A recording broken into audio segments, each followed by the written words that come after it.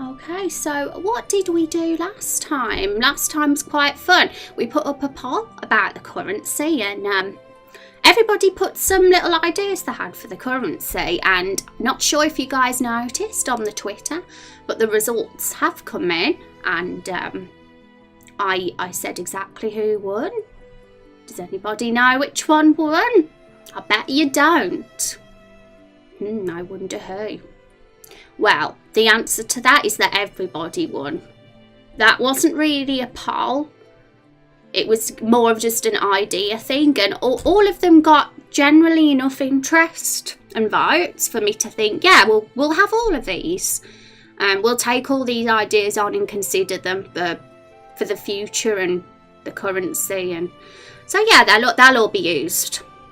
And I like that we did that because it was fun talking about currency in chat, but nothing was set in stone, and I wanted to confirm that people liked some of the ideas I had as well, and it seems people did, so I thought, yeah, we'll go along with that then.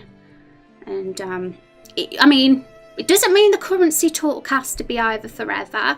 If anybody ever had more ideas for it in the future, then definitely say in chat. Just because the poll's closed now, it doesn't mean no more currency talk again. But we've got the basic ideas down to at least give us a good start on it. I did see it, they all won, everyone won, yes. Some polls will be like that, it all depends on the nature of the poll. Some polls will only have one winner because that's how it'll be. But we'll see. We do have another poll today, by the way. I'll be putting that one up probably in the next 20 minutes or so. As early as possible for polls, I say. Because it gets people more chance to get the votes in throughout the stream. I wonder if you guys can guess what this poll's going to be about. The tweet of today might give you a little clue of what it'll be. And it's something we have discussed in the stream over the last week. So, yay. 37 ideas, Chub, you are a creative genius. What is the poll for? The first quest? Well, it's actually for curse words and sayings and slang and puns. Because I've started writing dialogue now for the first quest. We're going to do that today.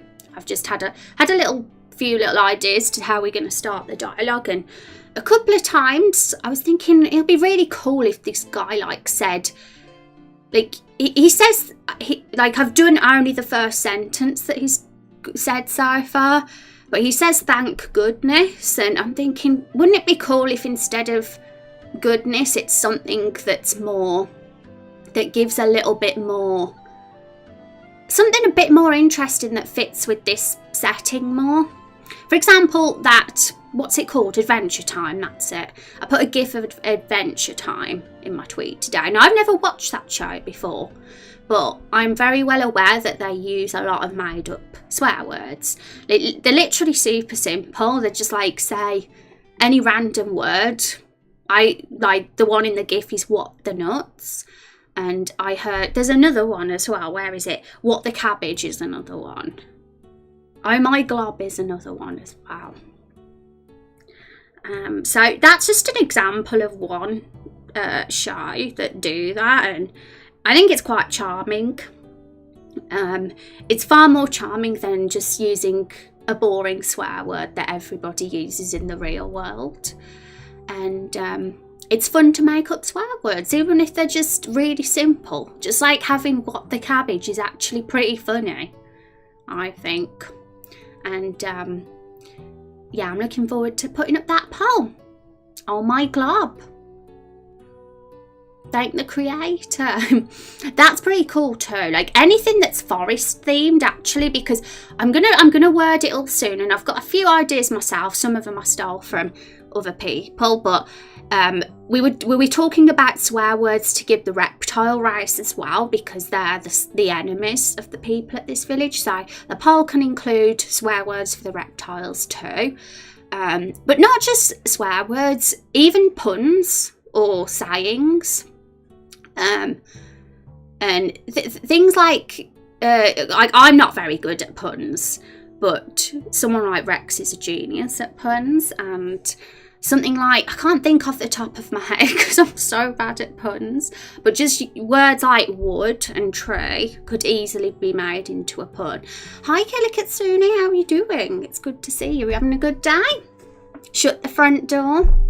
Oh, is that, do you guys know any other words that Adventure Time use? Because I don't watch it, but it does seem super creative. Right, so yeah, we'll do that poll, and we're also going to start the first quest, so I'm really excited about that. And then next week we're going to start the next actual area, and I'm a little bit behind because I wanted to start that this week, but you know what, making games, like, you'll always get held up somewhere. Would you believe it? Rose Gourmet. See what I mean, Chub? That's good. That's better than what I can do. I'm doing good, thank you. How are you? How's the game coming along? It's going good. I mean, we're still very early days with it, but we're making a little bit of progress each time, and it's really fun actually. Just seeing what ideas that you guys come up with is fun to me. But I think you I saw that you were following on the Twitter, Charlie. I super appreciate that. So yeah, that's super nice of you. It's always good to see that there's an interest there with what I'm doing, because it's like super unique, and nobody does this sort of thing on Twitch, but I'm having a blast doing it anyway. So yeah, I'm probably going to put the poll up probably now, and then put a command in chat that links to it so you guys can add some stuff. I'm probably going to have to do a little bit of Googling to help inspire some words and stuff for the poll. So I'm going to get the Discord up.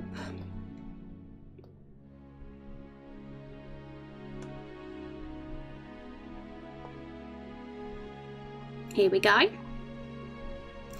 Right, so this is the poll from last time, so we're going to delete this one now. I've took all the screenshots, so we keep record of those.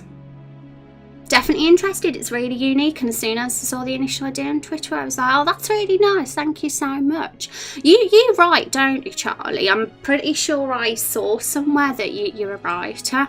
So yeah, this project is very, very writing focused. There's a lot of world building and character development and stuff. I mean, it's game dev, but very, very small amounts of game dev, because the software I'm using is very, very simple, which I'm very, very glad about, because I'm not really a coder. Well, not all, to be honest. I only know the basics.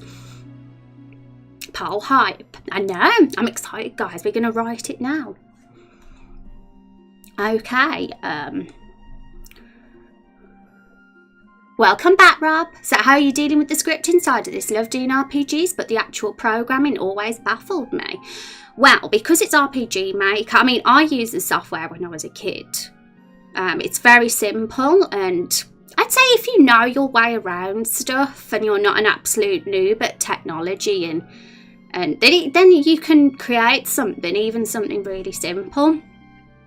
And most of the code that I'm using for this is borrowed or taken from people, because the RPG Maker community has a lot of free plugins that they give away, and that's really awesome. As a reptile, I'm having trouble with thinking of reptile swears. One of the reptile swear words is scale skin, filthy scales. That's one so far, which is quite good. Who recommended that one? That was pretty cool. I'm going to add that one to the poll. Sleeping? It is. It's super early for you at this time, Rex. Love fiction writing, creating worlds, so I'm super excited to see where this goes. Thank you, that is so kind. But yeah, like I hope this inspires people to get in the writing mood and stuff, because it's really fun. I think it's so fun to just create silly stories together and come up with things, having discussions about. I mean, one stream last week, all we did was ramble on.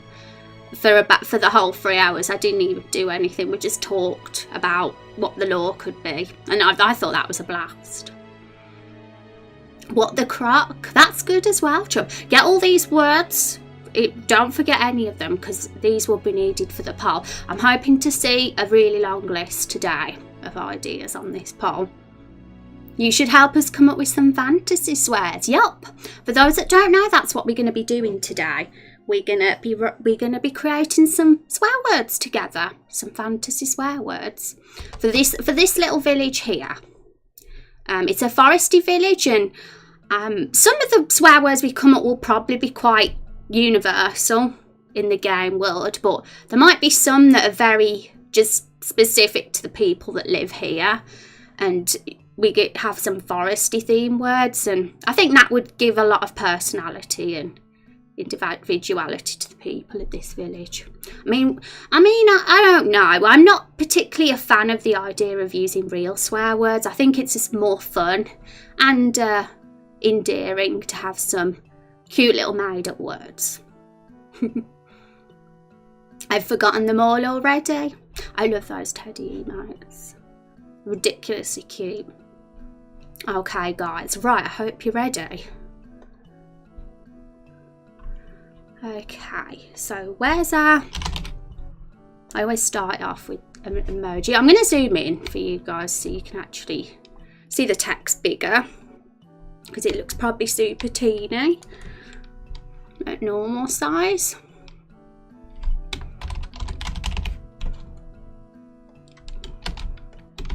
I'm kind of like trying to get a discussion or at least one poll going at every stream, because those have been my favourite streams that we've had of this so far, the ones where we have a poll each stream. There's been a couple of streams where we've not had a poll at all, but yeah, my favourites are definitely the ones with the polls.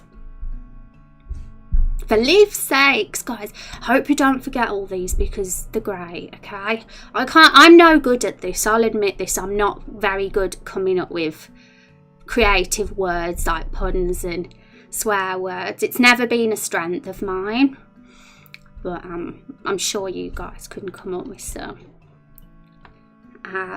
What curse words? Local slang, sayings and puns are used by the villagers. Lakeful. That's the name of our village.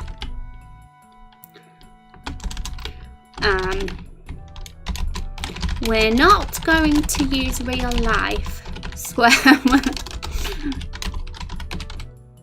in this game. Let's be creative.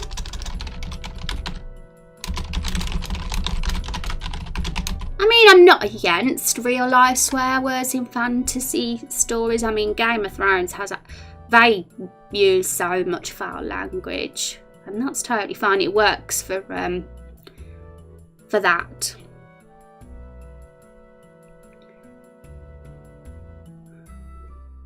Make up some fictional one.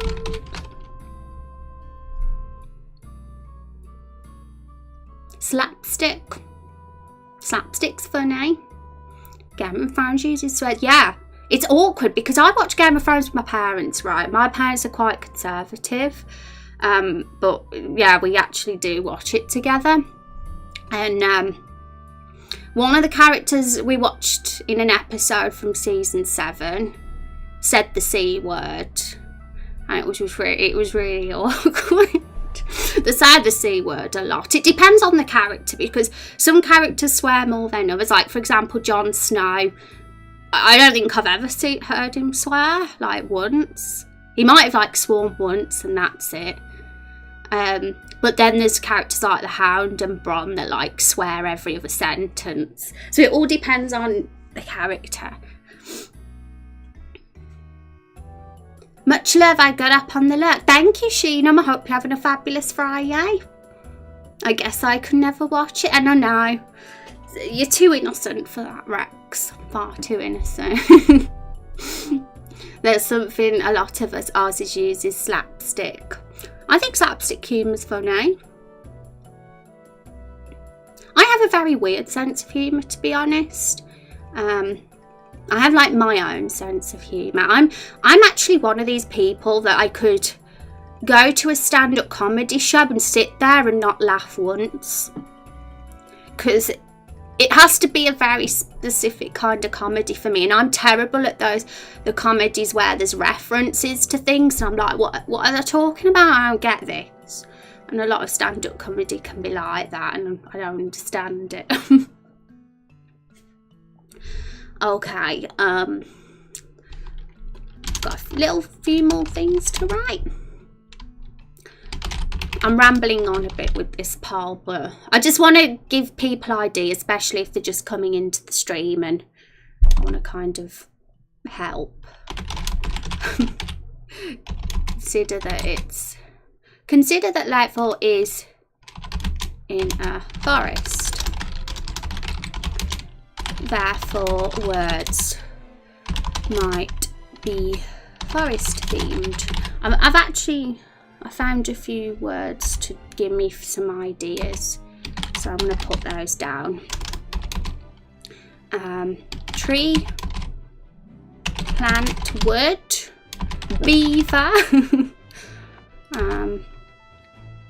sap, grass, leaf. Yeah, I can't think of any more. But they might inspire some swear word ideas. Oh my tree, oh my plant, oh my wood, oh my beaver. Oh my beaver actually works, but I don't think oh my tree works. Or, you know.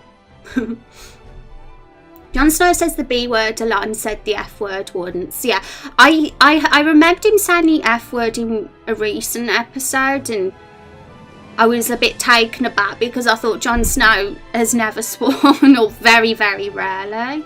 But he does say the B word for obvious reasons. But, yep. Boobs, the other B word. The bastard word. Oh my god, I said it. Yeah, it obviously he would say that word because it's part of his story, character arc. Okay, feel free to include curse words names.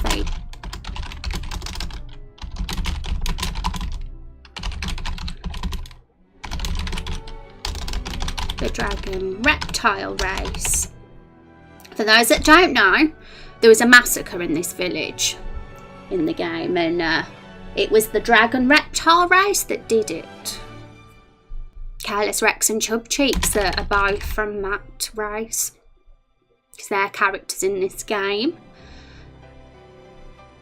I wonder how they feel about being the enemies. They did say they wanted to be antagonists, though. Must not mind.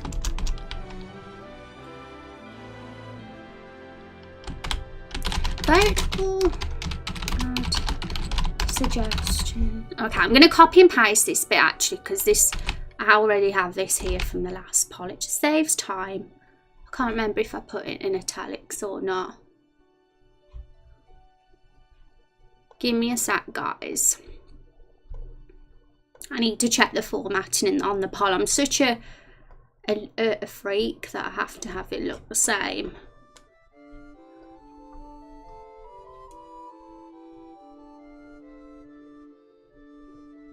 Oh yeah, it's in italics. Cool.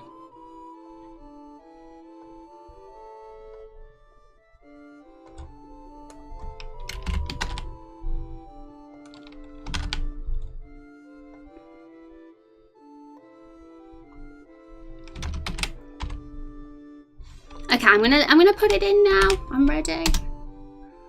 Okay, is it no typos, I hope? What curse words, local slang sounds and puns are used by Bridges the Light for?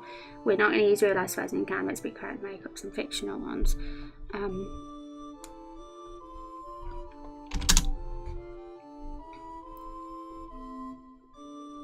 Okay, and to add submissions, you go here, and it tells you how to add your submission here. So I'm going to put this in the as a command in a sec. But first I'm going to add some ideas myself. You old sap. I don't know, that's the first thing that came to mind when I thought of the word sap for being forest themed. My goodness. Oh my god, where is it? Hang on guys, I've got to get Carol the barrel up, so don't put anything yet. I've got to get the bot. I'm being forgetting stuff today. Okay, it should be up in a minute.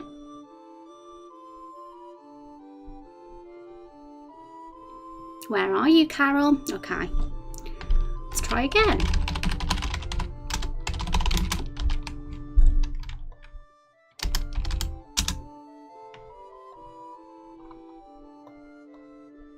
Cool. Anyway, I'm catching up with chat because I've not looked. Badger, Jesus Christ. Guys, pull these in. Go on, you go do it. They're great. I love them. Even if they're really silly, just do it. Okay, there's permissions there now, so you should be able to do it. Okay. I'm gonna think what other ideas I've got.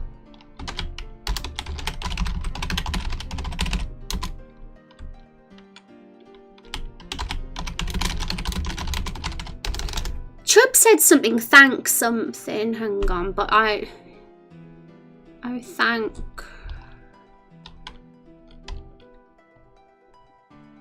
What would the name, I don't know what we'd call our tree, you know, the big tree in the centre village. Because when I think thank God or thank goodness, the first thing that comes to my head is the tree. But we haven't even thought of a name that the villagers would give that tree. I think you said creator, yeah. Yeah. If you want to put that one, Chubb, before I do, feel free to. But if it doesn't get added, I'll add it myself. Because, yeah, it does fit to have, like, the godly figure for that one. I'm not on Discord. Have too much trouble with it. Oh, no. Yeah, that's the one flaw with using Discord as, for our polls, but it's the only way we can do it. We all agreed that we were going to do it this way because we had a bit of trouble. We originally did it on websites, poll websites, but people were going incognito and cheating, and a lot of people tested it out and it was very flawed in that way. So the good thing about Discord is that you can only vote once and there's not the worry that people all cheat. So yeah, you do have to join the Discord to take part. That is one thing. Call the tree Trent. Yeah, we have a Trent in this community. He's a moderator here. Special street cannon. Didn't know that God's name when I said that, and I meant it as a general thing. It could work.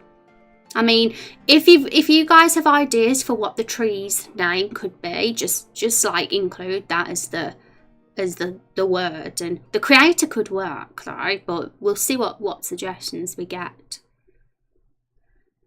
You're on your PS4, so it's hard to join. Hi Benchers, how you doing? Yeah guys, I'm sorry about that. It's one of those things. It's just how things have to be. For the polls, there's no better way of doing it. But the poll will be open for 24 hours, guys. It's not just for this stream. So even if you don't get a chance to do it now, you've got the rest of the day and tomorrow to do it. But I'll be putting as a command in a sec. For the reptile race, water blight. Oh, that's a good idea. Put it in brackets if it's the reptile race. I'm going to do that myself too. Thanks for your submission, Ben. I like it.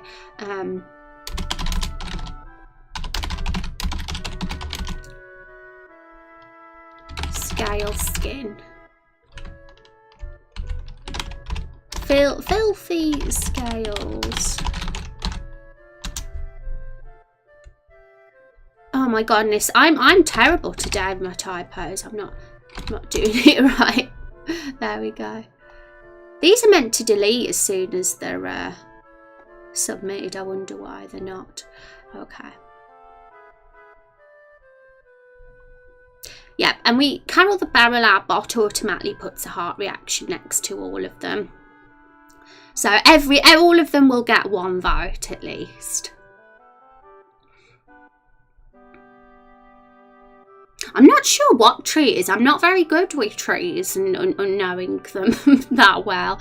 But I really do like the creator because it's quite like, you know, it's not too specific as a name. I quite like that mysteriousness. So, yeah, I'm nicking that and adding it myself, Chubby, if you don't. Right, so there's another. There was a few good ones. There were so many good ones in chat. If you guys aren't going to add those, then I'm going to add them for you because I really like them. So I'm going to look back in chat now. You're barking mad.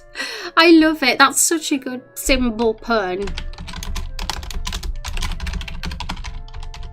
But before I do it, I'm going to put the link in chat because I want you guys to be able to add it yourself if you can.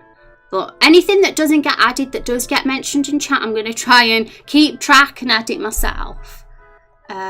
But there's always that chance that it could get missed if it's not put in the poll. That's the thing, because I can't always keep up with all of them. Okay, so let's add it.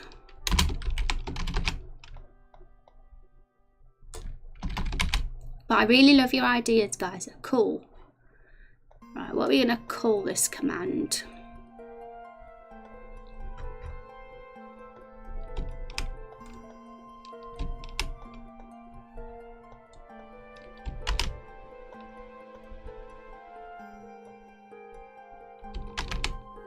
Oh my goodness. I'm copy and pasting all the wrong things today. Okay, what close? Okay, the command should be there now. Try it out in a minute. Exclamation mark poll. And it's on a timer as well. So, what curse words, like same puns I use.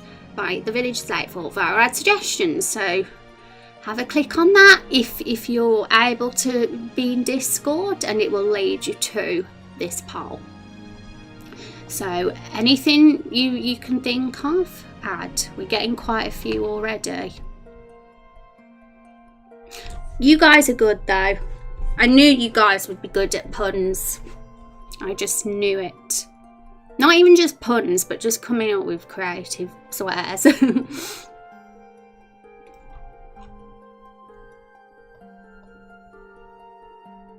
Make like a tree and leave.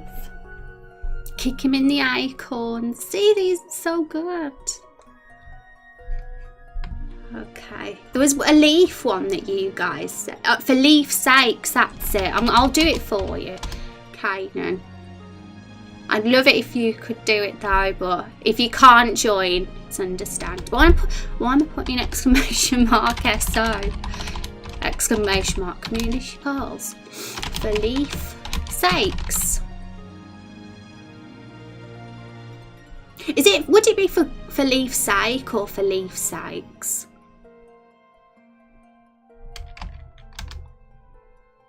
I actually don't know that. I always thought it didn't have an S at the end. We'll put it anyway.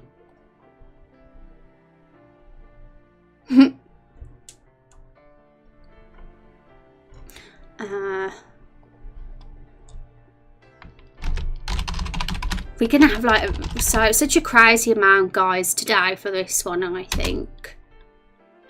What the badger? What the badger?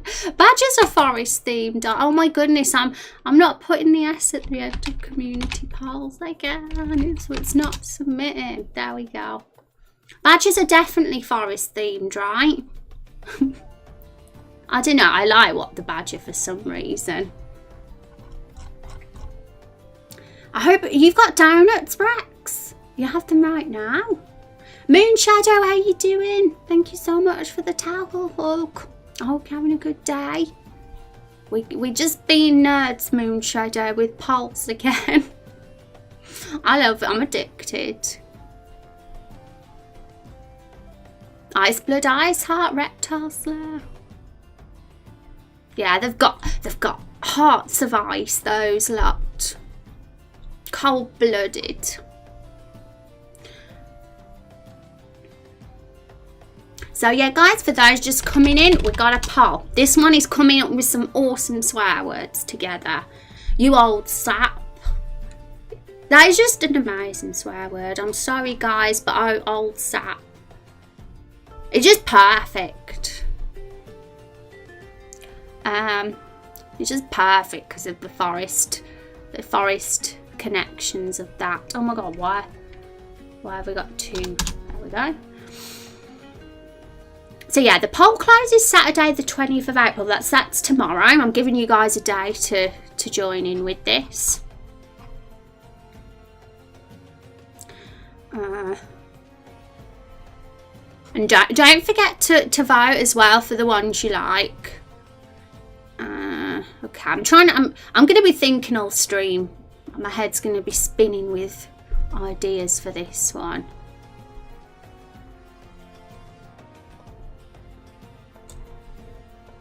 So we got the word. I've said tree, plant, wood. Oh my beaver. Oh my Lee. I'm not sure. Some of them don't go, but some of them were perfect for certain phrases. Swamp spawn, I really like that one. That is such a derogatory word. It's like this world's version of the N word. That is. It's really atrocious. They're going to be so offended when they get called that. Notting Hill. Oh my god, guys. I need to check chat and make sure I add all these ones that you guys can't add. But I'm gonna try and do it. I'm gonna try my best. Community polls. I'm gonna copy and paste this actually because I'm gonna be doing this a few times. Notting Hill. You recognise this song? It's from Final Fantasy 14, isn't it? Something like you stub a toe and you say like birds and bees that hurt. I'm going to do that too.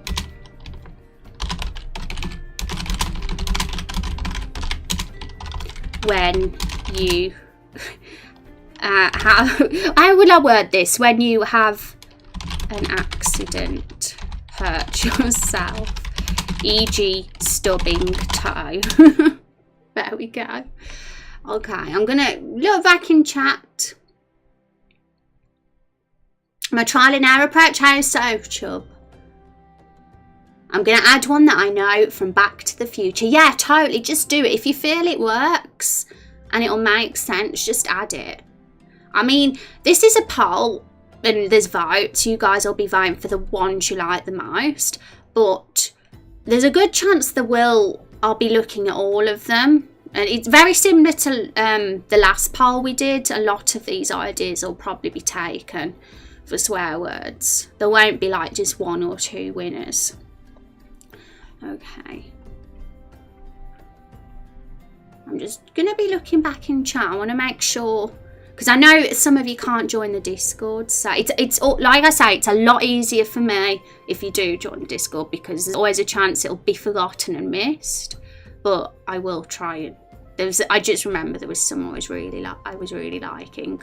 We should have a tree name in poll. Rex said, I'm sorry I missed that. Yeah, maybe we should do that at some point as well. I mean, we could do that today too. Maybe that'd be a good idea. There's no harm in having another poll. We just have to make an extra channel if we did do that.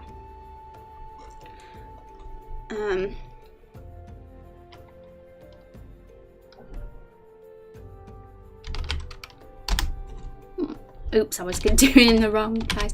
Community polls barking up.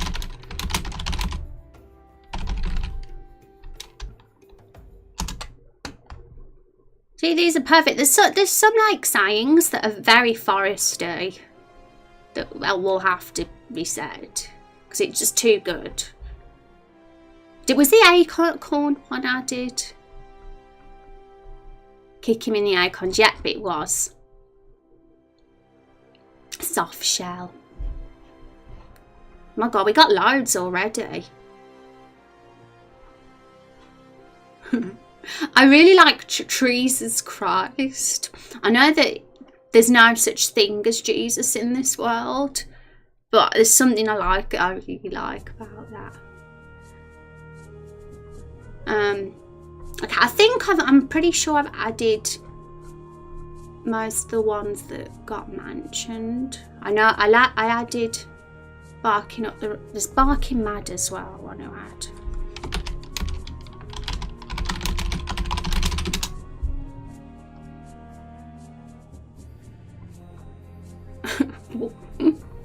I always laugh when I see What the Badger. I don't know why I find that one so amusing.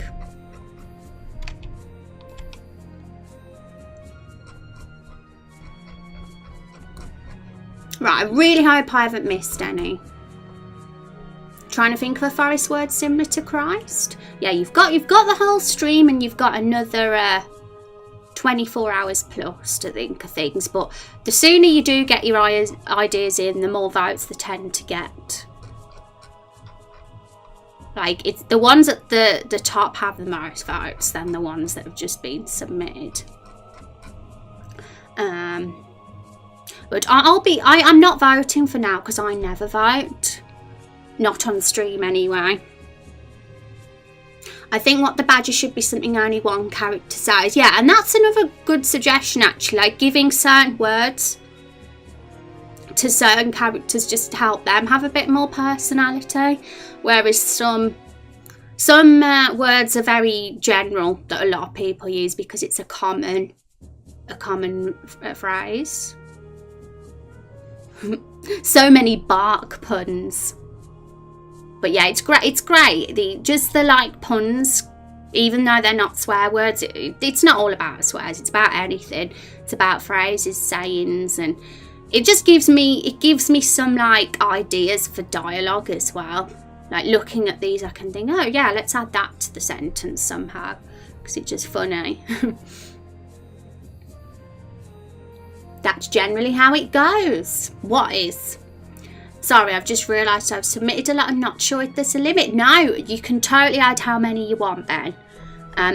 Because of the nature of this poll, there could potentially be a list of like 200 words. I'm not even kidding, even 1,000. If there was enough people here to do that. But I mean, even in normal polls, I'm not really putting a limit on people's submissions. I want everybody to feel free to post as many ideas as they like. So feel free to say how many you want, totally. Exclamation mark poll. Okay.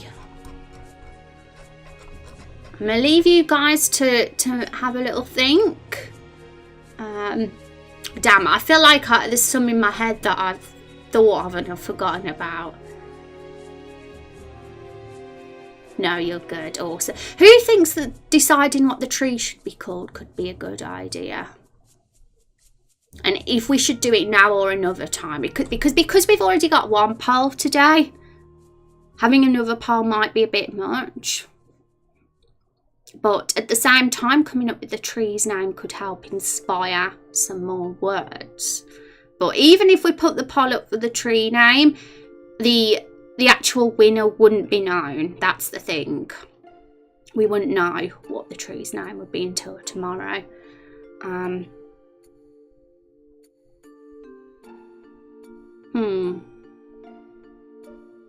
Oh well. That's not fair.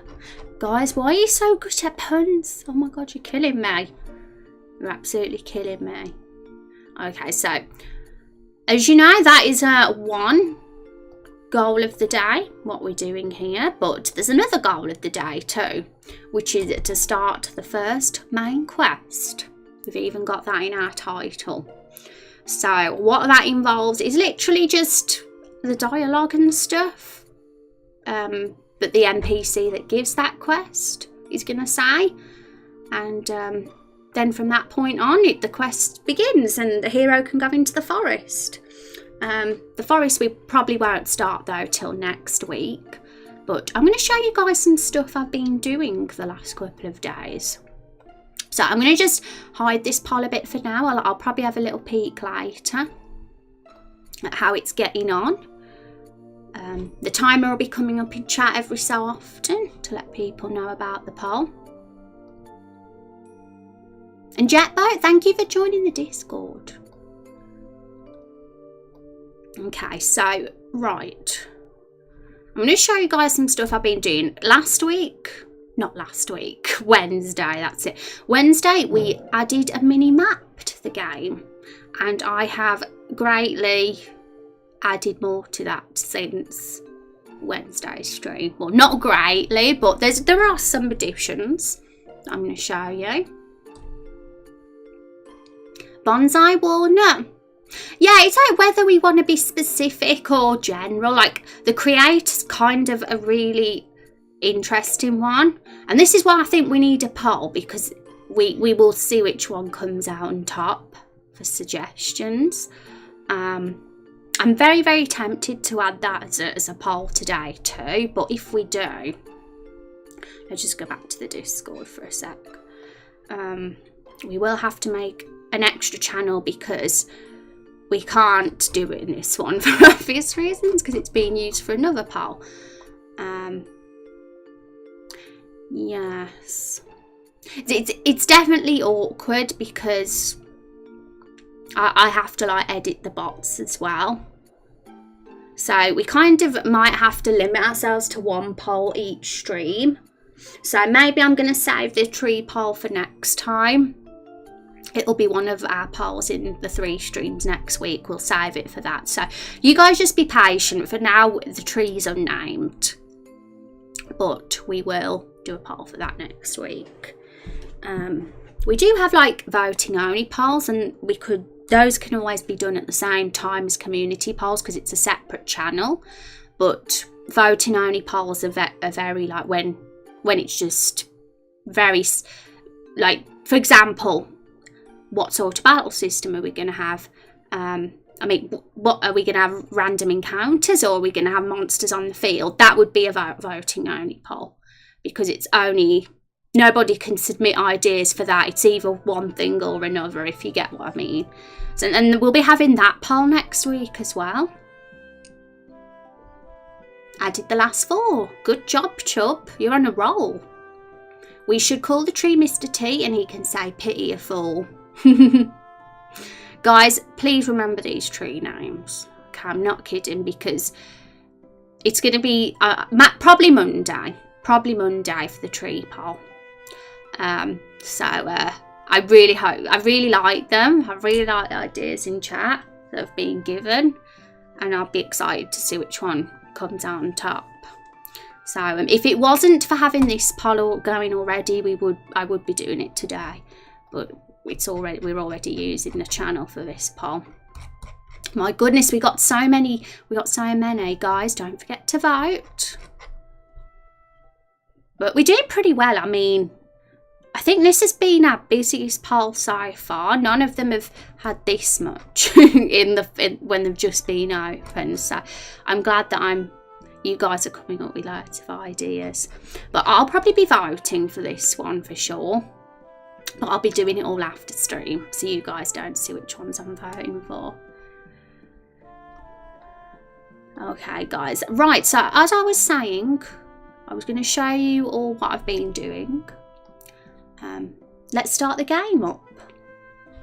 I'm going to just mute the audio for a sec because the music's going to be very loud and I'm going to mute it, the game music.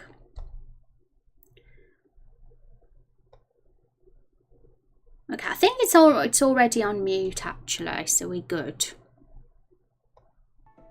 There we go. Here we are.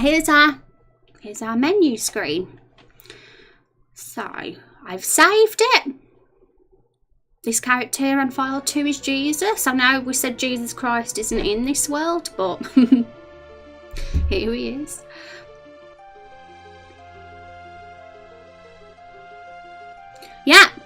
there's our mini map in the top left corner, guys, and you can probably see there's a couple of things on there that are different. I've also made it a little bit less blocky, but I had to do a bit of editing to do that. Also, something else, somebody suggested they would really like it if you could turn the mini-map off, because not everybody is a fan of mini-maps apparently. I personally am. Mini-map maps are my life. Without a mini-map in a game I can't function. Like seriously, it would be enough to stop me playing the game if it didn't have a mini-map, because I just love them so much. But not everybody is the same as me, and it's my job as the designer of this game to make sure people are pleased.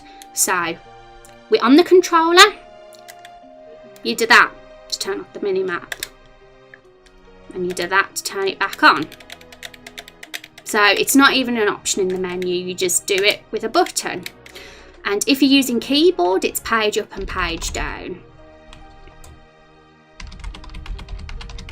So whether controller or keyboard, there's the ability to turn it off and on. That's brilliant. Yeah, I was very happy. Yeah, very happy. It was very easy too. It just involved switches. That's all. RPG Maker's switch heaven. But you guys can see the character's walking, and little yellow blob on the screen shows where he is. And I managed to get it all right, because at the end of yesterday's stream, the end of Wednesday's stream, I don't stream on Thursdays. We struggled getting the character in the right place. The little yellow circle was all in the corner, and I'm not gonna lie, it took a lot of messing around. I spent a good portion of Wednesday night trying to get this in the right place, but it's pretty much exact now. It's like pretty much exactly where he is, and I'm very pleased. And another thing you can see on the map is an exclamation mark icon, a white exclamation mark icon, and I wonder what that means, right? And it's on top of a building as well, which means it's inside. So as you can see, the exclamation mark is still there when we go inside, and it's also above the player's head, the NPC's head. Oh my goodness, I'm not saying the right things today. Yep, so that's our NPC who's got an exclamation above his head, and what that is basically is a quest.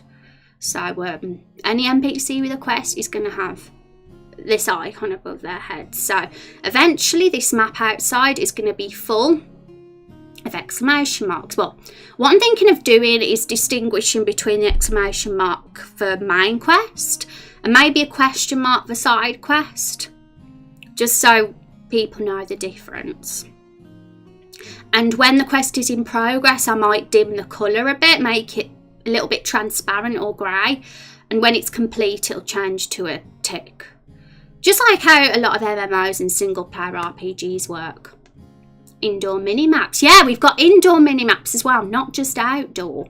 It's a little bit smaller, the indoor one is, and the reason for that is for two reasons. One reason, that was the only way it could work, to get the player in place as easy as possible, because making that the same size as the outdoor map made things really tricky to get the player indicator in the right position, because it has to match with the map size of RPG Maker. And the other reason is just because it looked better. Well, I think so anyway. It probably looks smaller on this screen because we're on a 720p, is it? It's a smaller size, but on the full monitor it looks even better. So yes, I'm really happy that we got that though. So the people that hate mini maps, they don't have to have it. Thing is that I personally think you're going to struggle without it, because how will you know where the quests are? How would you know that there's a guy in here with a quest for you? Just makes it harder work, right? Looks so pretty.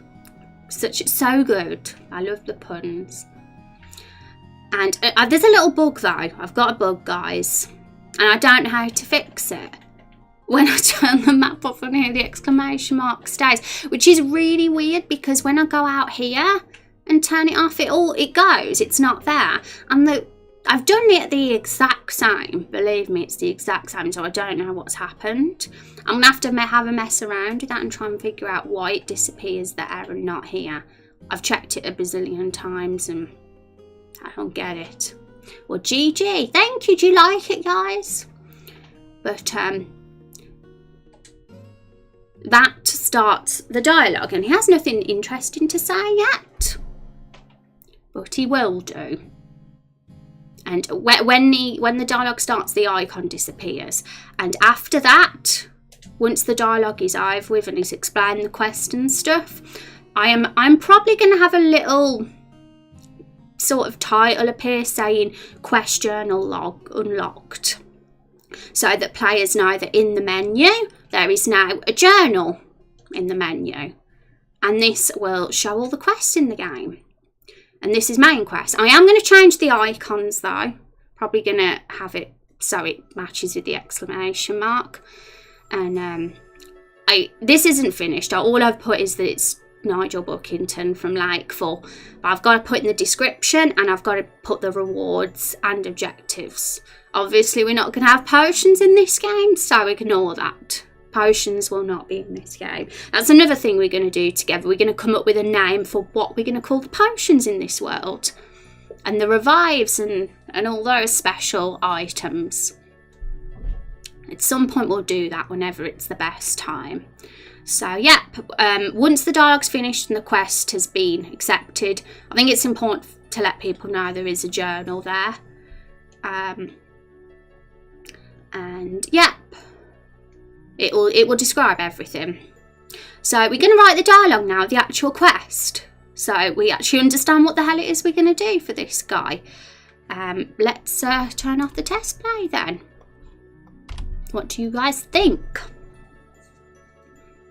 Maybe because it's above a void inside. Void but. He'll say, oh, so you notice the exclamation but made yourself a side quest for your heroes, live a side quest right up my bookmark. Now get me a feather I can use as my placement. Oh my goodness, what have you said, Rex, about tutorials? I'm thinking I'm not having any in this game, no tutorials at all, because I'm a believer that it should be intuitive enough for players to know anyway. And that's why I think having a little thing say question unlocked, it's simple enough, isn't it? People know that that's the general like design of RPGs and all that. People know all that. So I'm very much a person who, we want this guy, we want our lovely Nigel here to be as realistic as possible. And I'm going to put myself in his shoes as much as I possibly can for this quest. And he's going to talk like a normal person would in his situation. And how a normal person who works in an inn would speak when someone walks in. And based on what the quest is, we're going to do that. So I'm going to show you guys what the quest actually is, because some of you might not know. Here's our little fake Discord that I've got called Raindrop Chronicles here. And this is where I have just put all the main story submissions as an archive. So I'm going to just read out this. This is our very first chapter, part 1. This is how we're doing the story, guys. And once this is finished, we move on to chapter 1, part 2 and get to write the next part. How exciting. But this was the winning submission, this one here, by Chuck. It got quite a lot of votes on the original poll, which was done on Polly.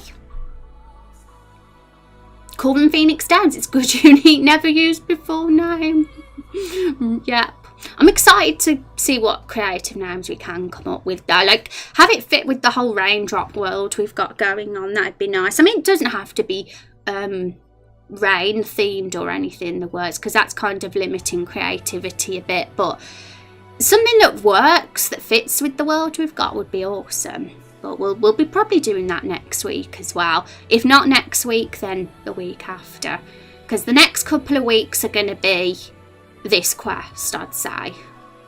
And doing the whole forest that we'll be in, and starting the battles and the enemies together, and just doing all that, all the fun stuff. So games with tutorials are bad games. Not necessarily. Some games need tutorials because the mechanics are overly confusing and people won't know what the hell's going on. So I do understand sometimes it's needed.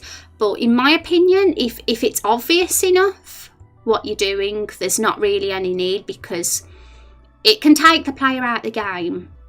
It depends what game you're doing. It really does. But I'm very kind of... Immersion is like one of my things. I like to just feel like it's realistic as possible. Okay, so it's a summer's day nightfall when our hero arrives. The hero pokes their head out of the barrel they hid in to get there, and is startled to discover that the barrel can talk. That's all happened. We've had a bit of dialogue with Carol the Barrel, our lovely waifu. And then the hero must go to the forest. Oh no, I missed a bit out. Later in the day, one of the villagers gives the hero a quest. The hero must go to the forest and look for the villager's little sister. She had went out early that morning to pick some flowers, but has yet to return. Normally the villager would go look for themselves, but they can't leave the inn unattended. Okay, so that's basically it. It's just this bit. We find out that the innkeeper has a lost sister. Well, a missing sister that hasn't come home yet. So he's going to be pretty urgent, nervous, on edge, scared. Especially with the massacre that's happened. I mean, he's going to be worried about his sister.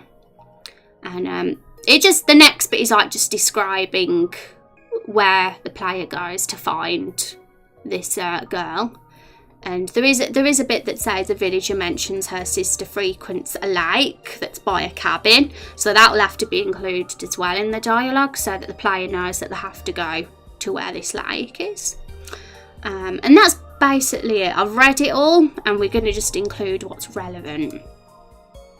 So let's write the dialogue, guys. Let's start this quest. And mine, I love to be immersed in the world from the get-go. Yeah, and yeah.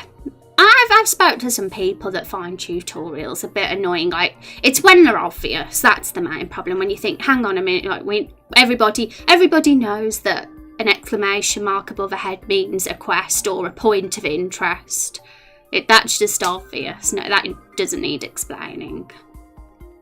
You like Pong? Is Pong your favourite game of all time, Chub? No, not bad, but honestly it depends on the player. I played a game that didn't explain the mechanics of new things it introduced, and I love that because part of the fun was figuring out how it interacted with everything else. But some people complain that the developer didn't explain how it worked. It depends, and you can't please everybody either. There's always going to be people that complain. Like, I was like, oh, I think mini-maps are the best thing ever, but some people hate them. So I just thought, okay, I'll have the option to turn it off to please those people. But some things you're not going to please everyone with. And in my opinion, some text box popping up explaining what the thing is and does would have taken away from the experience.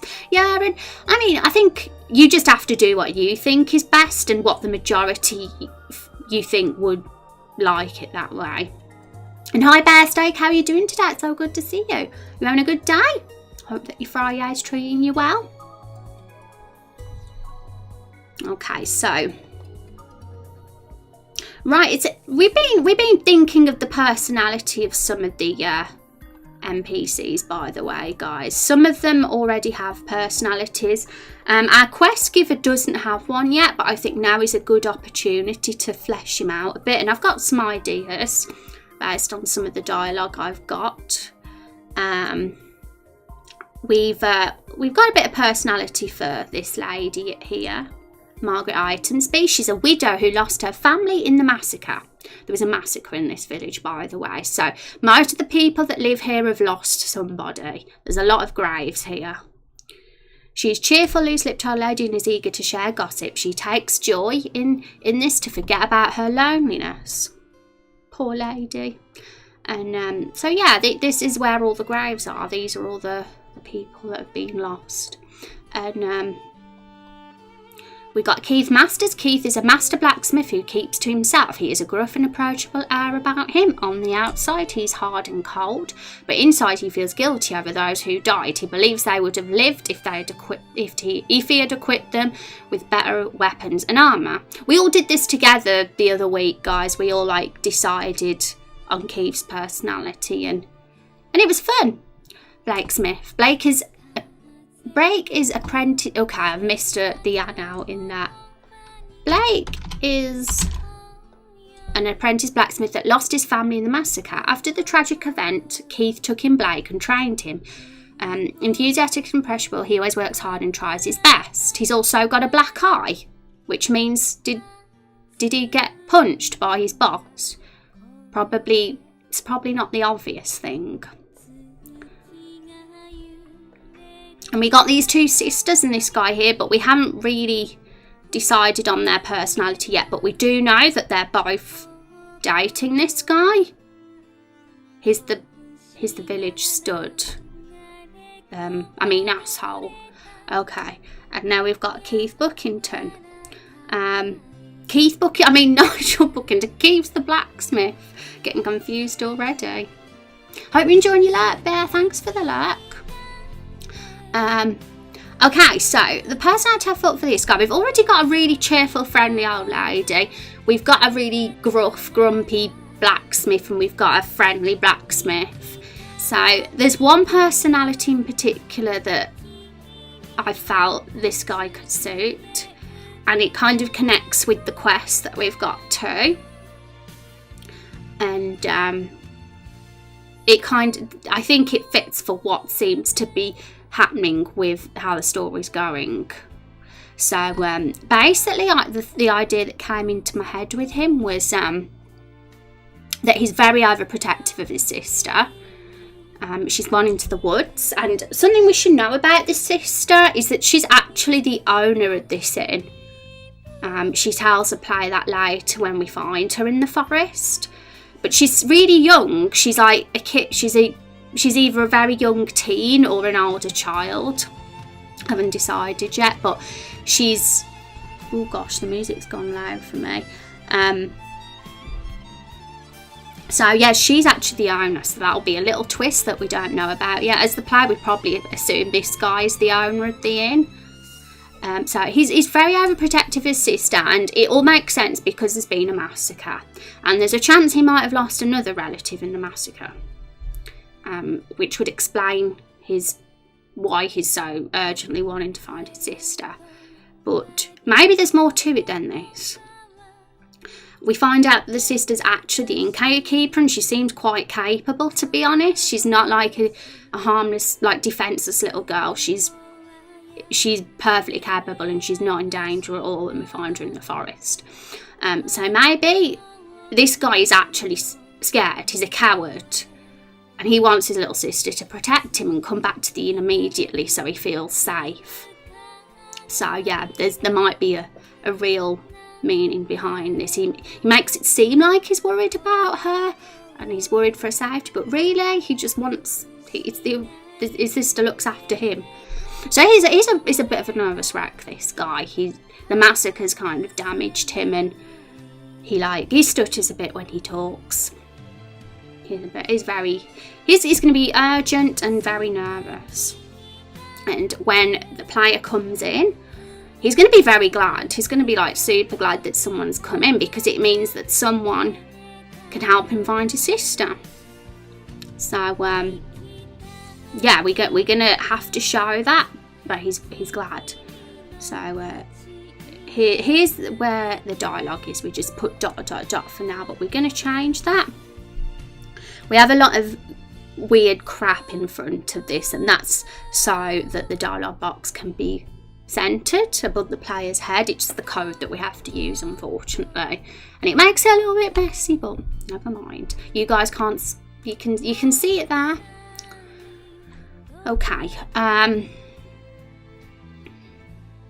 Okay, so the first thing, I don't think you can all see this pop up because Let's see if we can get it up with a window capture. So you can actually see what I'm writing. That'd be cool.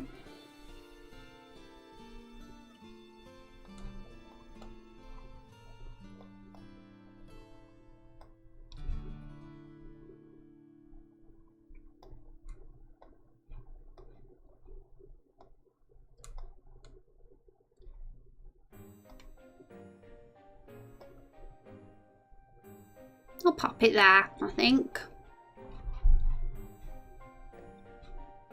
Also, exclamation mark palm. Don't want anybody to miss out. Right, so the first thing is he's going to be relieved. He's going to be relieved someone's come in. So I thought, okay, he says, oh, thank goodness. But the thing is, he's not going to actually say, thank goodness. He'll say whatever the appropriate word is for the polls. Thank, wasn't thank beaver. Thank the beaver. Chub Cheek's idea was thank the creator. Thank the, there's got to be some good ones in the poll. Let's have a look. What are you doing up here still? There we go.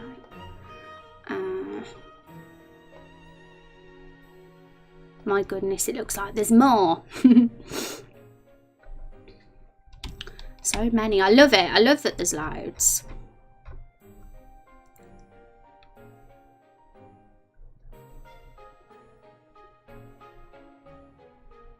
We have a what the badger and a for leaf sakes, but we don't have a thank goodness one. So now we're going to just keep it as thank goodness.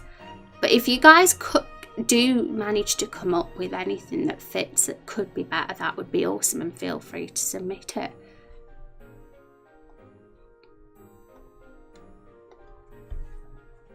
Thank the Guardian. Who's the Guardian then? That makes things interesting. Who the freak is the Guardian? Thank the Rose. Thank the Rose. Wow, there's a Rose in the game. I don't think the people of this village would like the Rose character in this game. She's a feral vampire. Okay, we're going to leave it as thank goodness for now, but anything that gets submitted that is appropriate to put here instead, we'll do it. There's a chance it might get changed, the dialogue, at a later date to, say, when we come up with the tree's name together, whether it's called the Guardian or the Creator or Mr. T or something else entirely. There's a good chance that that could be put in place. So whatever the tree's name is could possibly go here for this bit of dialogue. Our beautiful goddess Rose, bestest movie of arrival. No, you've got her wrong, Greg. She is feral and vicious. But she's going to be, she's sweet as well. She's a sweetie. Okay. Oh, thank goodness. Someone is fine. Right, I'm going to have to just put this on the next line for a sec because I need to see if it...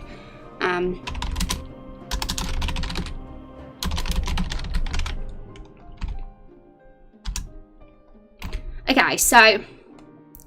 he's relieved. I think that was the main thing that I wanted to do. Make him seem super relieved that someone's coming because he lost his sister. Right. But we need to have a good face for him. I'm going to probably...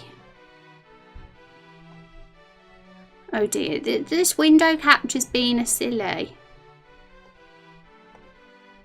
I want it to stay as that, but it changed to something else for some reason. Oh, gracious sapling. Ben, put it in the submissions for sure. That's good. I like it. Oh, thank goodness. Someone has finally walked in here. We need his face, his expression to match with his emotions. And we've got, you guys can't see, but I'm going to just change them here. We've got some smiling ones. And we've got a serious one. But this guy's a nervous wreck, we've decided. He's a super nervous wreck. And none of these faces match with a nervous wreck. So let's just do something. Let's open our character generator thingy. Get rid of that. Load. Okay. We've saved this guy somewhere. Here he is. Okay, so we're going to make a few more facial expressions for him. It's really easy because he's already there. We just need to change the mouth and some of the expressions of the lips and maybe eyebrows. We'll see. But I'm thinking, yeah, something nervous and yeah. Let's see what we got. Let's look at maybe that one. That's like a shouting one. Oh God, he looks really miserable. So it was scary.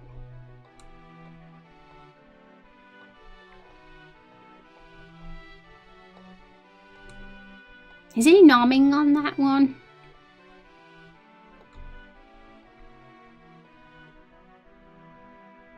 That one looks a bit scared. He looks a bit scared there, doesn't he? That could be one. Or that one. Which one wins? Oh my God. Horrifying. Put your tongue away.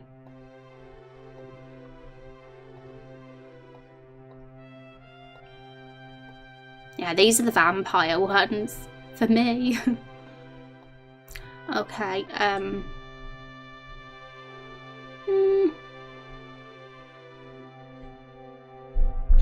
maybe I think eyebrows could make a big difference here.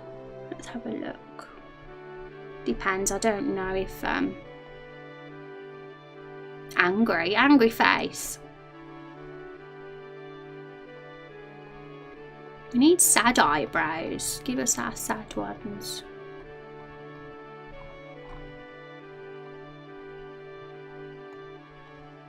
Well, that one looks a bit sad, but the eyebrows are a bit strange. Thank you, literally a cat, for that follow. I appreciate it. I hope you're having a fabulous Friday. I mean, those are his original eyebrows, and they're a bit. They look. I don't know. I don't know if I'm a fan of them eyebrows. They do work to make him look scared.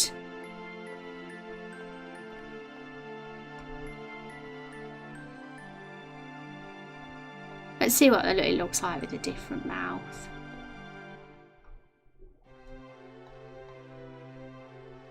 I think we're gonna have to add those eyebrows because they just make him look far more scared. So I'm gonna have that mouth.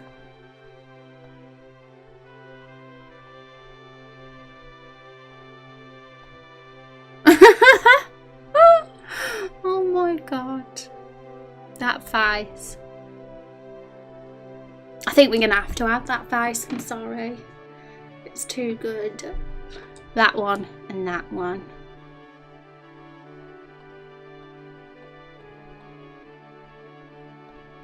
You know what? I kind of feel like giving him those eyebrows permanently now, even when he's just got a normal face. Because if he's going to be a nervous character, then a scared character, then yeah, it makes sense. It works for him more. So I'm just going to get Photoshop, so we can just add these expressions to his faces, and it'll just give the dialogue a bit more personality. You know, make it more. You don't want to have a character there with a smiling face when he's saying that he's worried about his sister, that she's going to die. It would just be weird.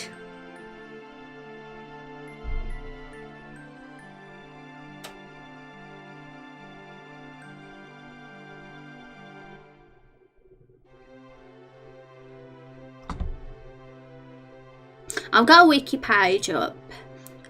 Fictional curse words. Adventure Time's the first one that comes up.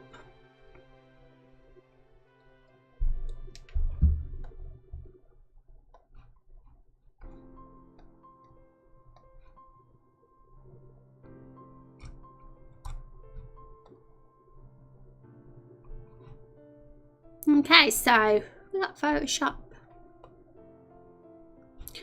Yeah, I'm going to just open his thingy. And we're going to change the old ones, I think, as well, because we're going to give him these eyebrows instead. They're just better.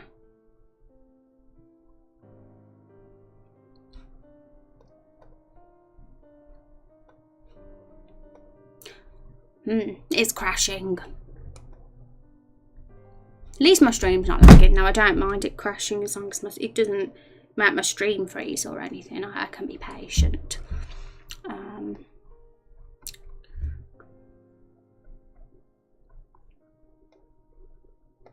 Here he is. Okay. Definitely changing the faces. He's too smiley and too happy for this character.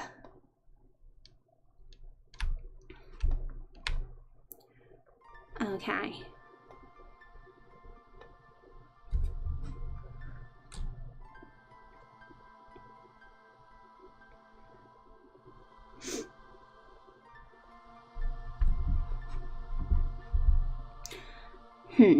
We'll start with a normal face.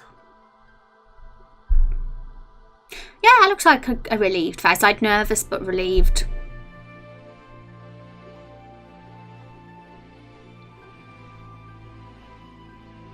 Yeah, we'll go for that one.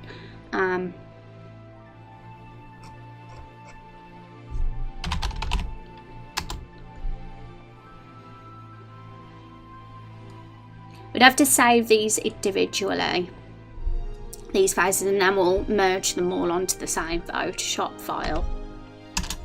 So that's our first one.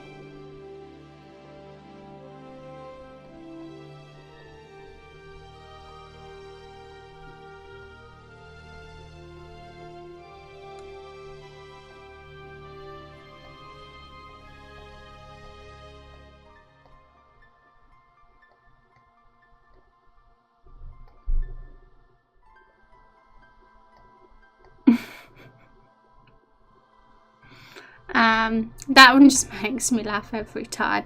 Okay, I think that looks like quite a good, like, anxious face.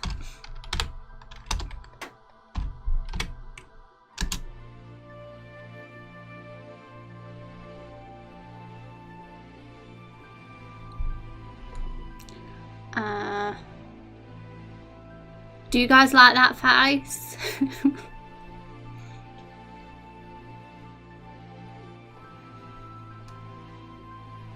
It's pretty weird, but I think it's funny. Poor guy. It's funny. It is. I'm glad I've changed his eyebrows now. He looks how I feel on the inside. Oh no, that's sad.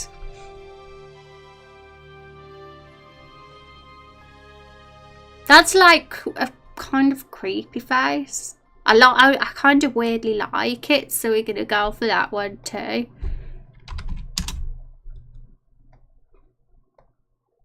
Oh my god, scary. Where's our yeah, I think that was the one that we says definitely fits. Hi Master Emerald, how are you doing today? It's good to see you. Welcome back to the stream. You having a good Friday? Hope it's treating you well.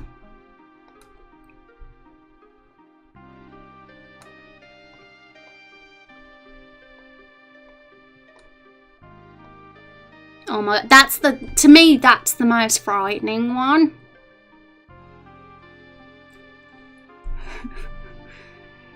Scary tongue. What's the difference between that one and this one? I think it's just a bit lower. Mouth just a tiny bit lower. There's not really any difference apart from that. I think we've got enough. I think we've got the main ones we need. Okay, close it up. So these are going, because this was what his expressions were originally, but we've decided no. He looks too happy, so yeah, we're going to make him a miserable sap. a scared little man. His girlfriend likes that one, but he's single. You don't have a girlfriend. He's alone. That's why he's got the sad face.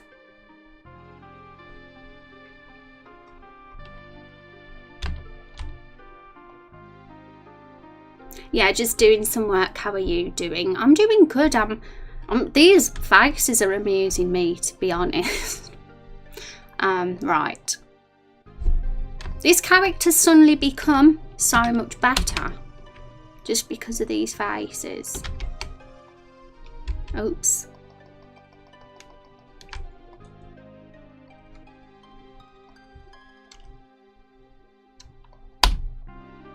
They can go. So we've got a happy face from there. We have to give him at least one happy face. Like when he gets a bit of good news.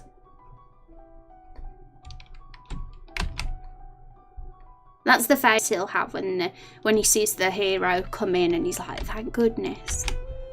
Well, thank whatever word we will use. And we're coming up with swear words as well today, Master Emerald. We're coming up with trying to be creative and come up with some fictional swear words. Because that's fun to do, isn't it? I think so anyway, because I'm a nerd.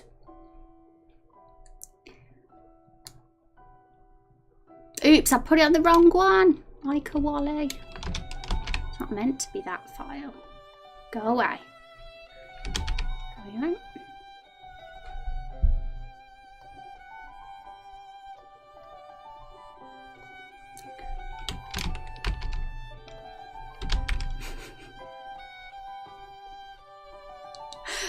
So weird.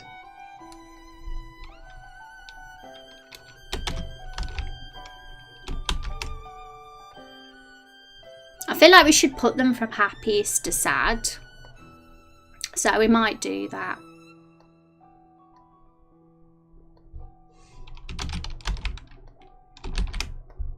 I feel like on edge just looking at this sky.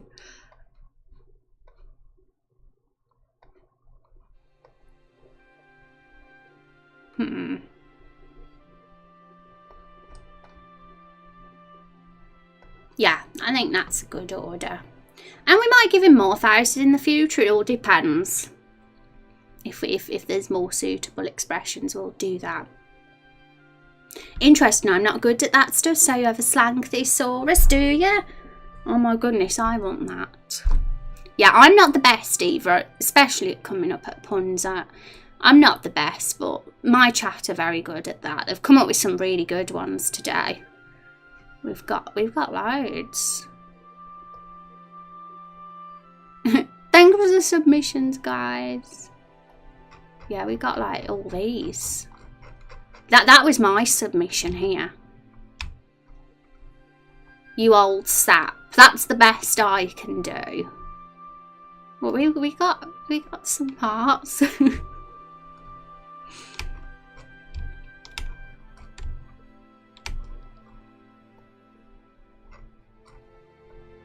Okay, now back to the character. Let's save these. We'll try and match each face up the best we can with each line of dialogue. And if you didn't know, it's a silent protagonist. So the characters will be talking to themselves. But I might do it so that there's like a choice box now and again that the silent protagonist can actually talk, but it's not, you know what I mean. I think that's how like Bethesda games do it. They have like a choice box sometimes. Depends if it's going to be relevant. Maybe for this it will be, because we might need to ask him some questions like where did your sister go and things like that.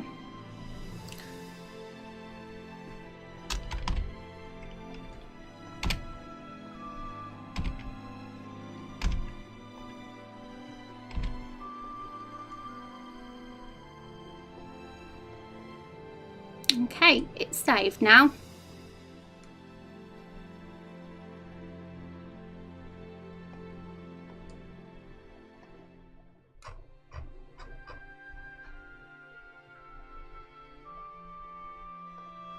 back to the game.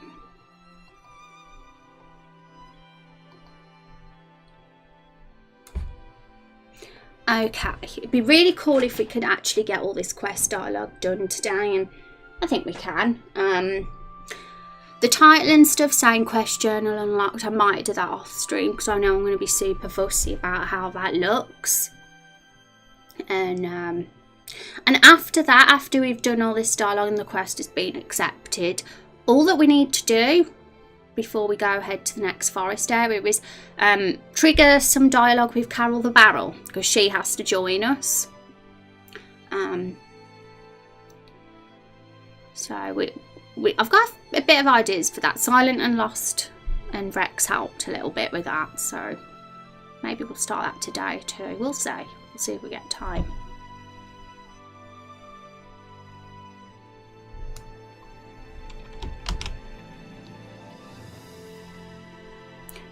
Did we put wait? I'm going to just quickly look at the dialogue with Carol because I think we need to see how I organise that. Yeah, I put a wait of 10 frames in between each dialogue.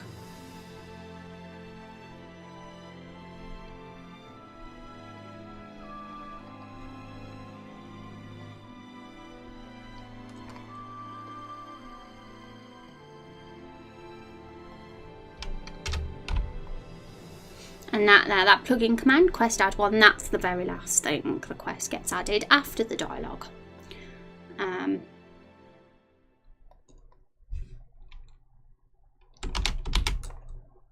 Okay, so he said, oh thank goodness someone has finally walked in here. Right, can we get the... There we go, we got it back.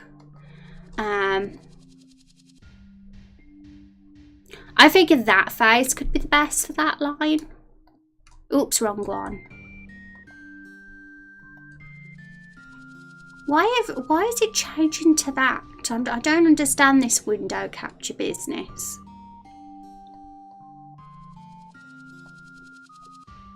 Yeah, there we go. Stay as that, please. The big silly. Okay, so yeah, I'm figuring relief face, so definitely not in his saddle. And that's a little bit too much, so we'll go for that one.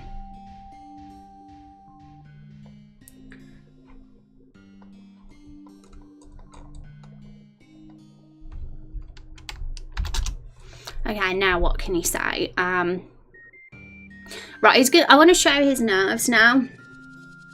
And he's also nervous because he doesn't know this person. The hero's new to this village and he's just a stowaway. Nobody has a clue who he is. And all the villagers are going to react differently to him. Some will be, like, very polite because he's new. Others will be rude because they'll think, who the hell are you? Some will be, like, really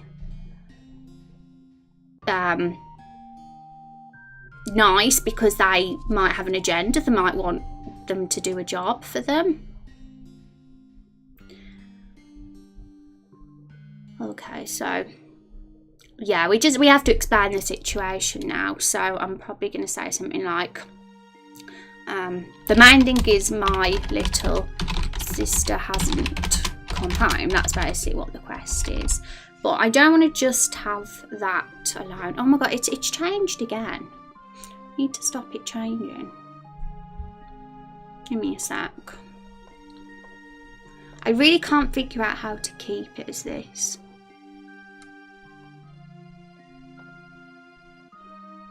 Let's see if that works instead. It probably won't. Okay, so my little sister, but I feel like he has to say more than just that because it doesn't make sense. It's too sudden. And there's no, like, apology at all. This guy seems like he'd be a nervous sort, so he'd apologise and, like, kind of also say, I need you to help me. My sister hasn't come home, so he'll probably say something like, I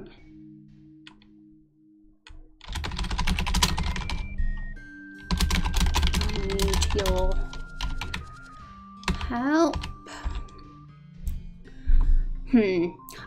I want to try and give personality to him though.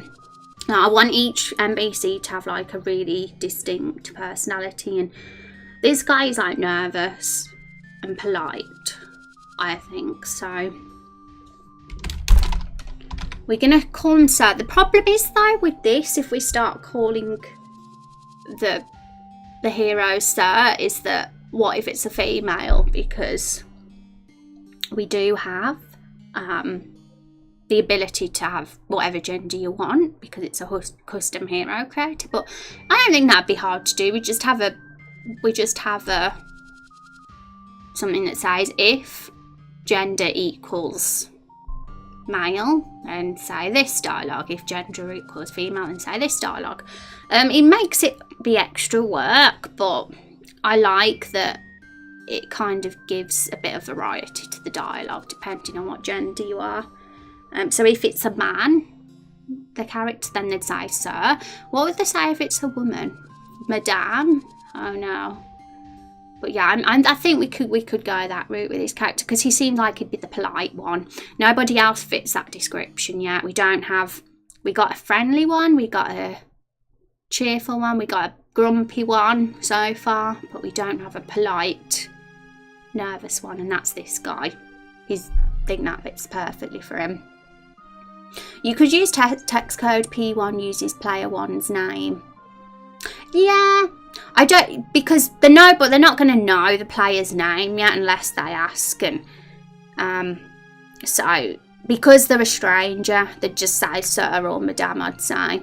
And I could see this guy, even if he knew the player's name, they'd still say Sir, Madame, because that's the kind of personality they've got. But yeah, I suppose there might be another way to do that for the gender, but I do have a variable. Let's just have a quick look at our variable. Yeah, as you can see here, you can't see here because the pop-up isn't coming up, but even just clicking here, there's a variable that says gender. We have a few. We've got a hair colour variable. We got a class variable. We've even got a bearded variable because this was all used for our custom hero creator. So we do have the gender variable, and I think 0 means male and 1 means female, or vice versa. So we could just easily do some sort of if statement, and that would work for this. I want to do it just to experiment as well, to see if it works. I like the idea of just testing what we can do with this. So I will feel fulfilled if he says Sir to the guy character if it's a guy, and Madame to the lady if it's a female. So I want to test that. I'll call them honoured guest. That's good as well, Rex. He could use both. He could call them Sir sometimes, or Madame and honoured guest another. Or I don't know, maybe that would suit another character more. Somebody that's very less nervy, someone who's a bit more louder and outspoken, but very posh and polite. I feel like saying honoured guest this guy would be too shy to call someone such a thing. But I do like it. I definitely like that way of addressing somebody, so I think another character could definitely use that. So we're going to just say Sir for now, and I might test to see if we can get it working for changing the gender too. Let's just do that now, actually. Just makes sense to do it as we go along, I guess. Conditional branch. Okay, variable gender equals 0. There we go, it's so easy. Like, this is not hard at all to do. So if gender equals 0, I call them Sir. But if it isn't 0, then they'll call them Madame, because you have to set the variable as a number. So I had to set the male as 0 and the female as 1. So Does anyone have a better word for madame? Like for what women get addressed as? I'm not sure if I know Sir, Madame is the popular one. So that's why it's coming to my head. I'm also going to change this dialogue a bit because I'm not sure about it. But I have to check something. I need to double check that it's definitely 0 for the... Oh, okay, it isn't. For male, as you can see here, this is the moment the player picks if they want a male or female character. When it's a male, gender equals 1, and when it's a female, gender equals 2. So I did it wrong. 0 isn't actually one of them. So let's make sure we sort that out, otherwise it won't work. So yeah, if gender equals 1,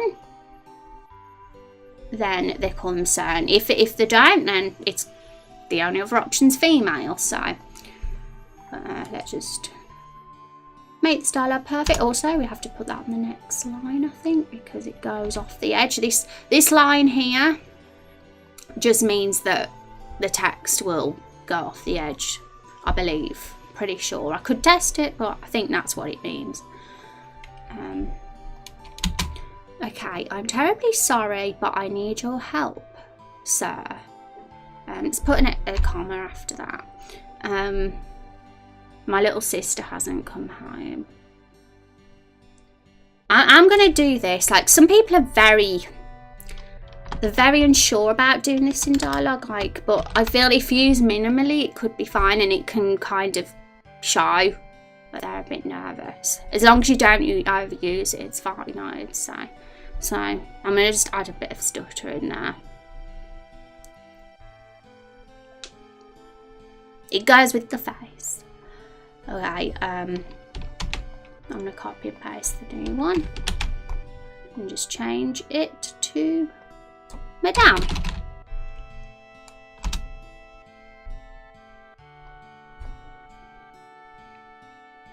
And I'm going to have to play test it with a female character, and I've got both for sale with a male and a female, so I'll test it with both and see if it does work, and then we'll know it was successful. Tart. What's a tart? I like tarts. The food, the pudding, the dessert, or however you Americans call it.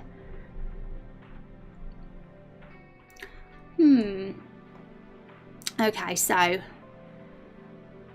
next dialogue.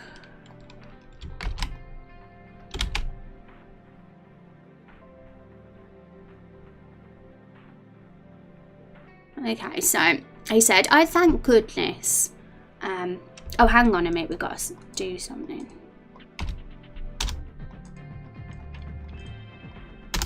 Otherwise, we'd have a gap.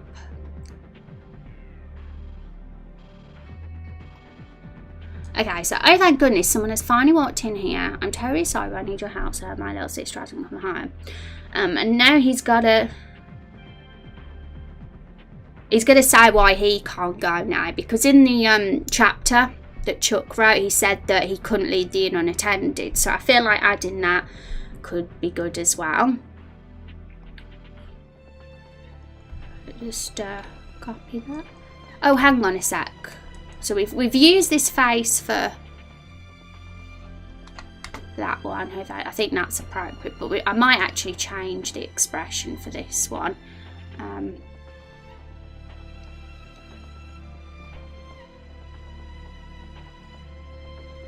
Yeah, that one. Creepy face. Because I feel like that face definitely suits. He's asking for a favour and he's like getting very nervous about asking for a favour. I think that face is good for that. Okay, so just copy and... We're not going to say sir or madame in this one, so we don't need the if statement. We won't put it sir and madame in every single sentence, but we'll use it quite often because of the person he is. Okay. I tried to find her myself, but I can't leave this in unattended.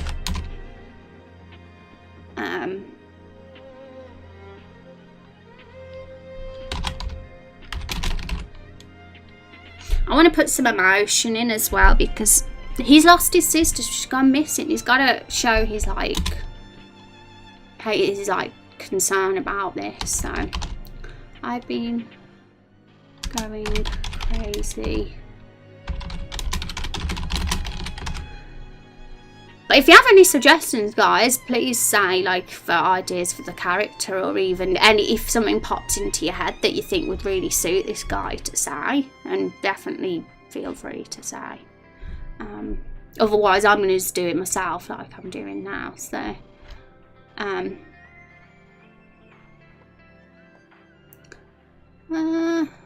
think put another stutter in. I'm addicted. I wrote a game once, and I had one character like this that had a stutter, and he was super nervous, and I'm kind of getting inspired. It is the same guy. I'm making him. Okay, we lost that dot. I've been going crazy.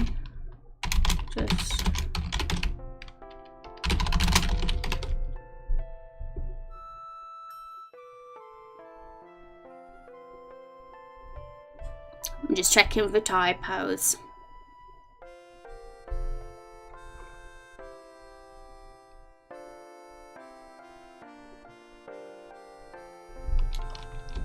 Okay, so he said he showed his relief at someone coming in. He's asked for the favour, said what the situation is,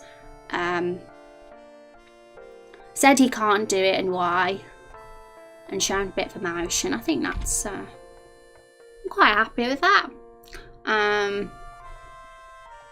Now what? We need to know things like,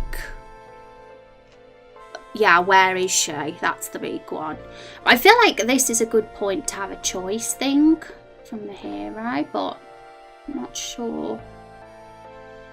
Show choices. I want it to be able to go back and say the ones that we didn't say. That's the thing. I don't want it to just be a choice thing that you can only say one and then that's it. I'm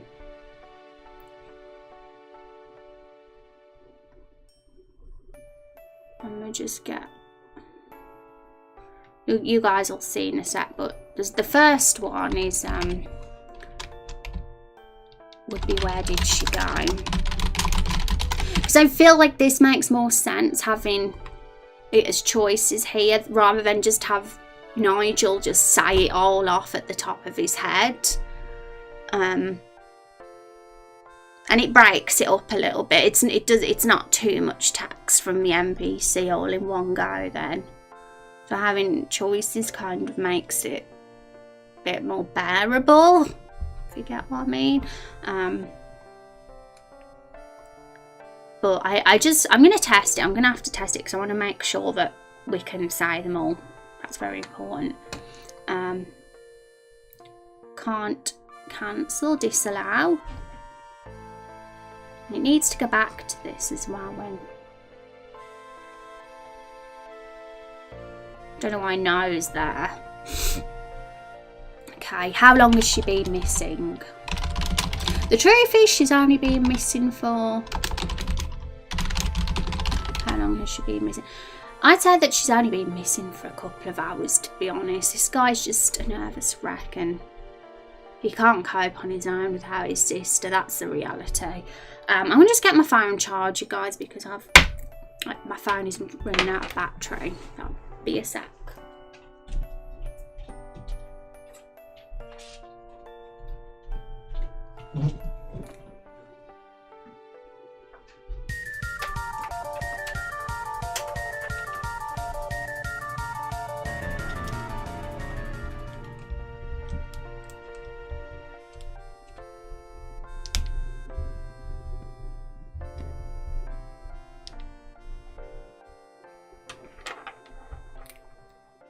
Oh my goodness, I've just got back at my desk. I went to get my phone charger and we're getting a raid.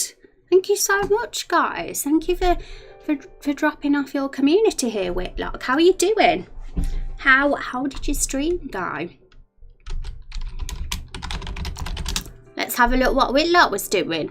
Science and technology, tell us about your stream. What were you doing? And hi, Ad, welcome. Hi, guys. Welcome.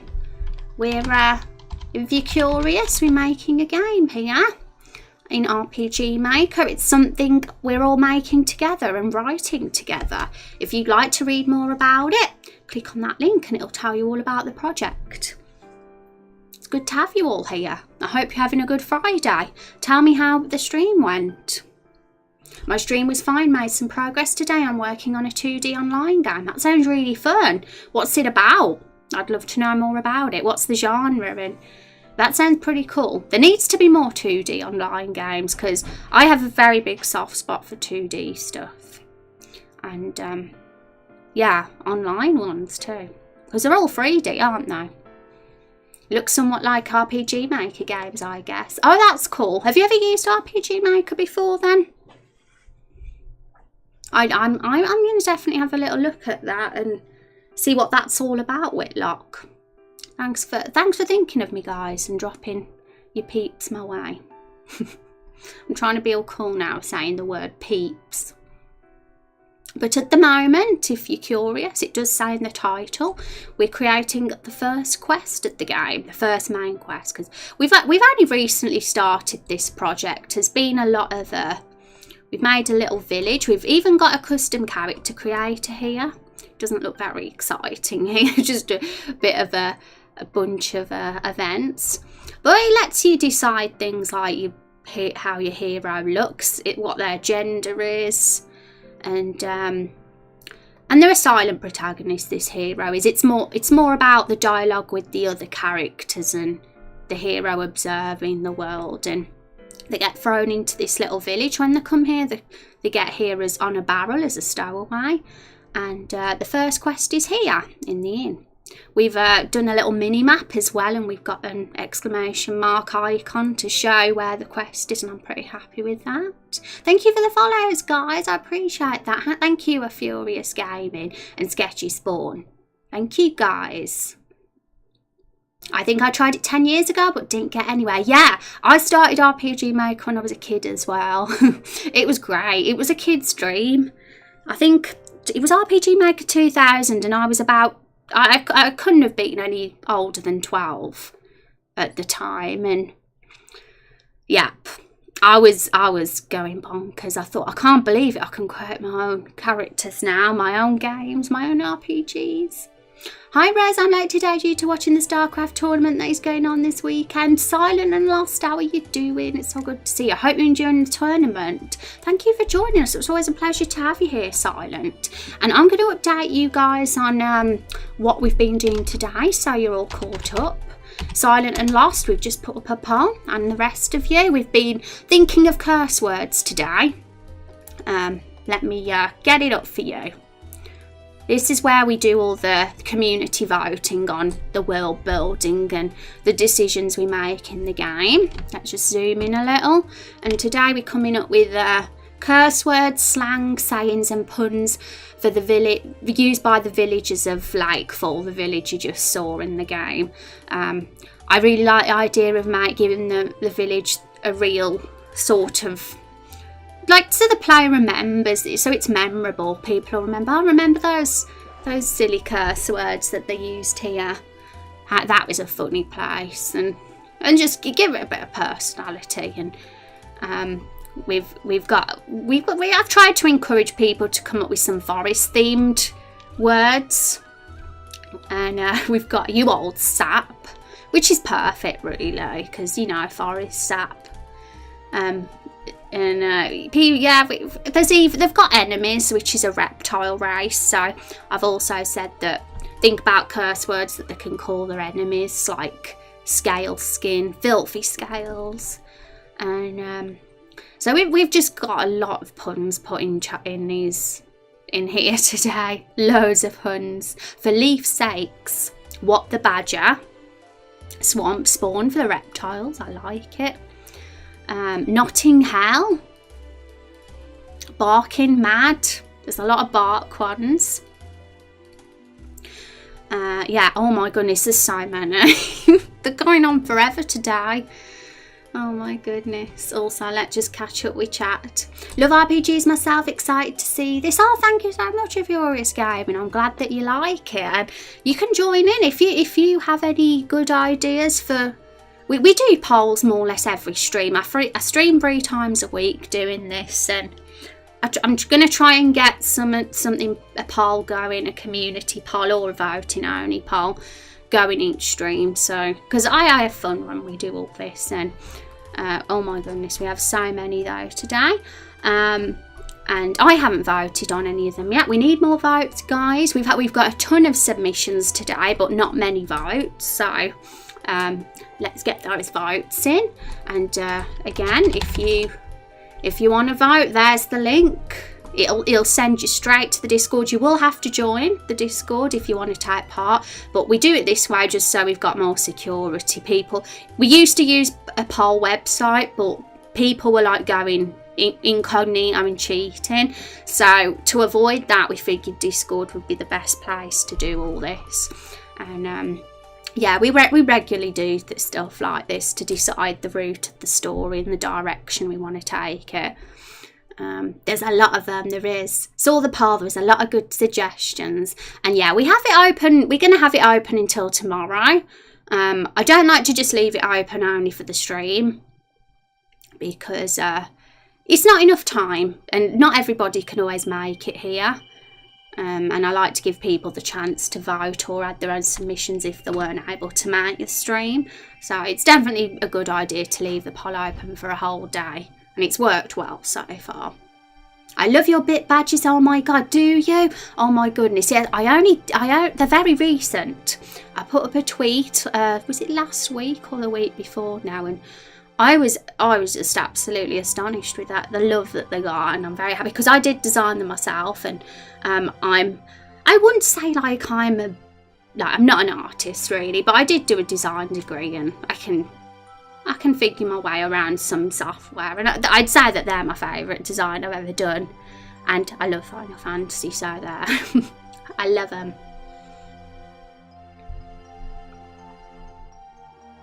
Yay! But it's good to have you guys here. Thanks for joining us. It's always good to see new faces and tell more people about this project, because I'm having lots of fun, and although we're still extremely early days on it, I can like see what's ahead, and it's exciting.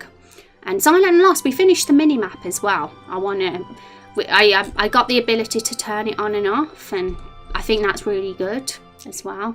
All you have to do is press a button, either on the keyboard or the controller, and it turns off. And yeah, we're writing the dialogue for this guy here now, because he's our first quest giver. I need to do a graphic of this. I'll show you exactly what I'm talking about here, but I think it's very important that we get that done. This is the first chapter's story, and I feel like I'm always having to go in this section to look at it, and it's not even on the Discord, it's on a secret Discord I've got. But this is the start of the story, and this is how we're going to be writing the story together, guys. We're kind of going to just do a sort of, I'll write the start of the paragraph, it'll be incomplete, and then you guys compose submissions, and whatever gets the most votes is the one we go with. And this was the one that won, the first one. We did it on another poll website though originally, but I did transfer them over here so I just had record.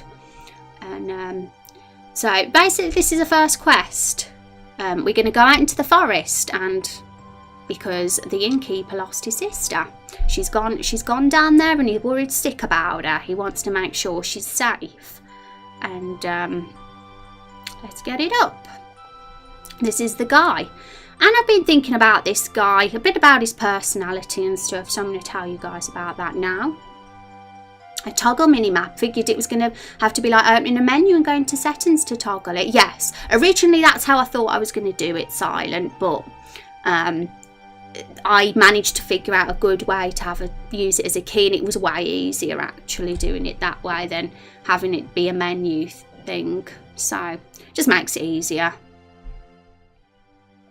Yay, I'm glad you guys like that idea. I'm a minimap nerd, and my minimap is staying up forever. But so I know not everybody's a fan of mini-maps. What about you guys? Anybody else in chat? Do you like mini-maps? Rex likes mini-maps, I know that. The only way I can think to make it better is to put the toggle on the same button, but honestly, it's such a good idea. Yeah, that's actually a good point. I might have a mess around and see if that's a possibility. Depends on the size of the world. Yes. I think for something with quests, because on our mini-map we're going to have places of importance icons and exclamation marks and question marks for the quests and side quests, and I'm one of these people that have to make sure I've got them all. I want to make sure I've not missed a single one, so that's why I love mini-maps. It's very good for my OCD. I like just making sure I've got everything, and without a map you don't know if you have it or not. It's essential for a 3D one. Yeah, not a lot of 2D ones have. Do you guys know any 2D RPGs that have them? But yeah, the ones I'm thinking of definitely seem to be 3D ones. But even for 2D, it just makes things easier. Still, even if the place we're in at the moment is pretty small. It's a small village, but we'll get bigger villages and bigger areas, and it can get overwhelming when you don't know if you've got every quest, for me anyway. And it's also useful for things like enemies, because there has been discussion about not having random counters but having enemy map encounters instead, like where you can actually see the enemy in the map and then you walk into them and then it takes you to the battle screen. But we got to put up a poll for that, because I want to make sure that is the preferred option before we decide to get rid of random counters completely. But if we do go for that, for example, and have enemies on the map, we can have them as a small red dot so that players know where the enemies are. And I think for things like that, the mini-map excels with too, so that you know exactly where they all are. I suspected that a family member was in danger. I wouldn't think I was being a nuisance to us by asking him for help. I wonder if the line "I'm terribly sorry" is fitting for the situation. Oh, let me read that again. If I suspected a family member was in danger, I wouldn't think I was being a nuisance by asking them for help. Yeah, that's the thing that I wanted to talk to you about now, actually, because it's about the personality of Nigel and what's really going on here. And I get what you mean for sure, Silent. But there's this lost sister, right? The truth is she's not actually in danger. Let's have a look at the chapter again and see what it says, so you guys can see. But if we look here, it actually says that she's fine and she's actually the owner of the inn herself, and Nigel isn't. So the fact is, this girl is perfectly capable, and what Nigel is worried for nothing. And there could be an explanation behind that. The massacre, for one. There was a massacre in this village. And maybe, like, Nigel's just a nervous wreck about it and cares about his sister and even worries when he doesn't need to. But maybe he's just a coward himself and he wants his sister to protect him. She's younger than him and littler than him, but she's much more fierce and braver than him. And maybe being alone in the inn frightens him a bit. Because he's going to be a very... Well, I'll show you guys these faces we've done from the generator. Look at these faces. He's a scared man. So yeah, we're going for a nervous, on edge sort of character here who's quite urgent for asking for help. So with that knowledge in mind, what do you reckon about the dialogue we got so far? I'm totally up for listening to suggestions and taking them in, because we want this to be as realistic as possible and fitting for the character we've got. But yeah, there's all this MS Growers Auto MSG event, all that going on. That's all there just because it's the way to get the dialogue box to be neatly placed with the character's head and stuff. Without that, the dialogue box would just be where we don't want it to be. So unfortunately, we do have to put up with the messy code in front of the dialogue. Anyway, let me catch up on chat. Raindrop Chronicles has a mini-map, it does. No, most of the older ones didn't, but their worlds were more linear. Yes, and that's another thing. Like this game, I want to try and give the illusion that it's open world. I would quite actually like it if the player could go straight to the forest without accepting this quest. I want to give players the chance to do that. I don't want to just put a couple of guards in front and be like, no, you can't get past here. I don't want it to be that linear. I think, yeah, the player doesn't have to accept the main quest. They can just go into the forest if they want. The thing is, if that happens and the player comes across the little girl from the main quest, he just wouldn't have the ability to trigger the event. Do you know what I mean? He'd just like not care that there's a little girl there. But if he goes and accepts the main quest, then it'll trigger the event. So he would eventually have to come back and get this quest. Otherwise, there wouldn't be any progress. Just something to consider, since it makes it seem like the little sister not coming home isn't a big deal unless it isn't. Maybe Nigel is only slightly worried. Yeah, Nigel is a nervous wreck. He's the like, he worries over nothing. And I think the girl has only been gone for a couple of hours. She's not even missing. She left of her own willingness. She is simply just in the lake and she's picking flowers, and she likes her independence, this girl. And Nigel's just like, I don't think he's really worried about her. He knows she's capable. He's just scared for himself. He's scared that the dragons are going to come in the inn and kill him, and he's alone and can't defend himself.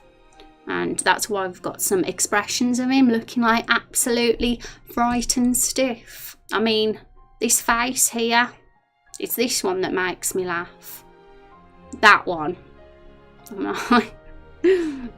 That one right here with the sad face. It's ridiculous, but I had to have it because it's just mad. That's really hard, and you have to take into account the motivation for them going there. You could use a story to get a section off, like a local train or something, but that seals or blocks it up. Open world can still lock areas down, but the player has to have a choice to go there or continue the story.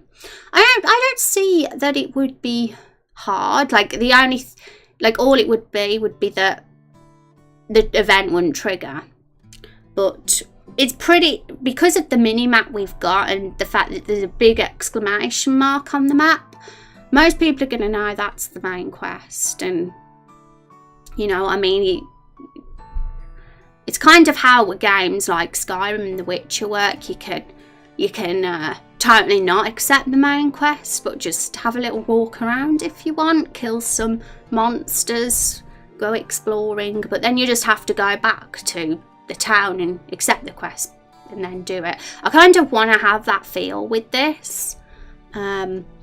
It's got like a sort of JRPG thing going on, especially with the battle system probably, but having a sort of Western open world feel as well, and a bit of MMO thrown in too, because of the nature of the quest journals and stuff.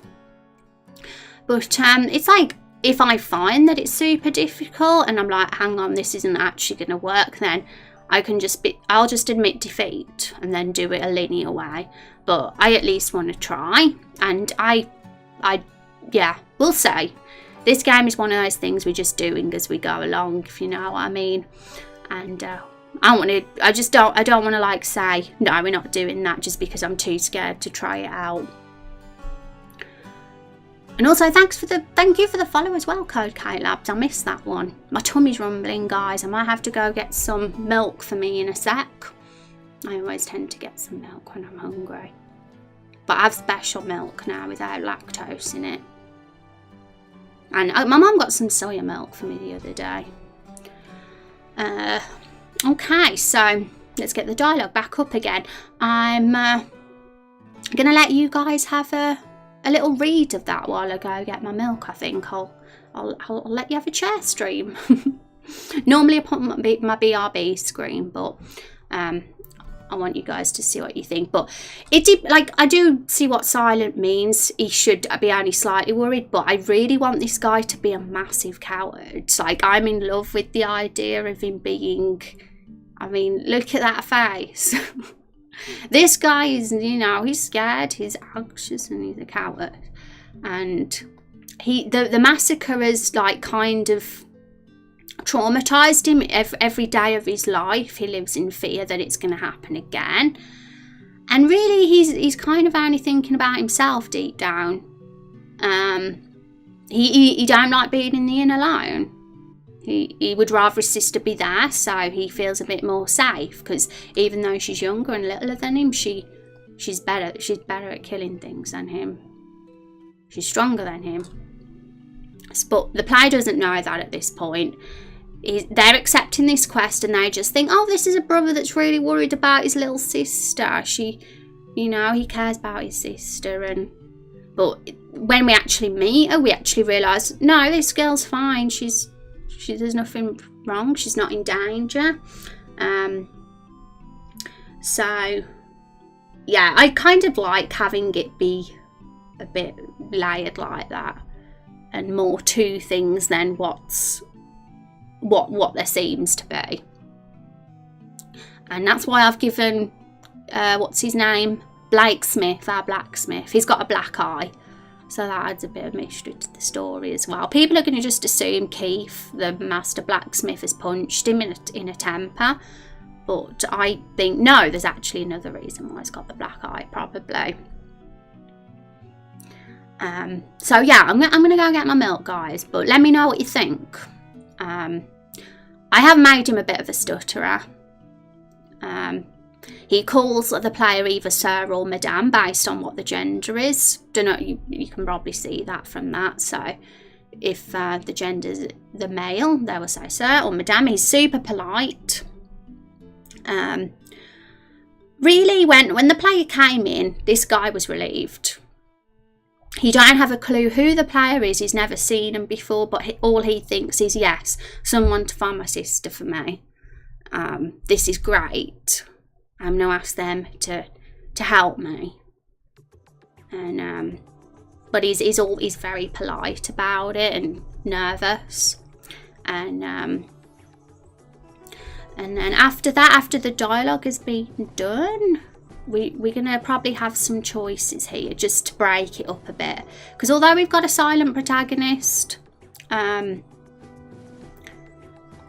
the silent protagonist doesn't actually respond to dialogue directly, having a choice system where they ask questions could be a good idea, because it breaks it up a bit and it doesn't make it just a bunch of a bazillion lines from the NPC all in one go, because that can get a bit boring. It just breaks it up a bit. So I'm gonna go get my milk, guys. And what were we doing? Yeah, we're just filling in the rest of the dialogue, basically. I'm just getting that done today, mainly.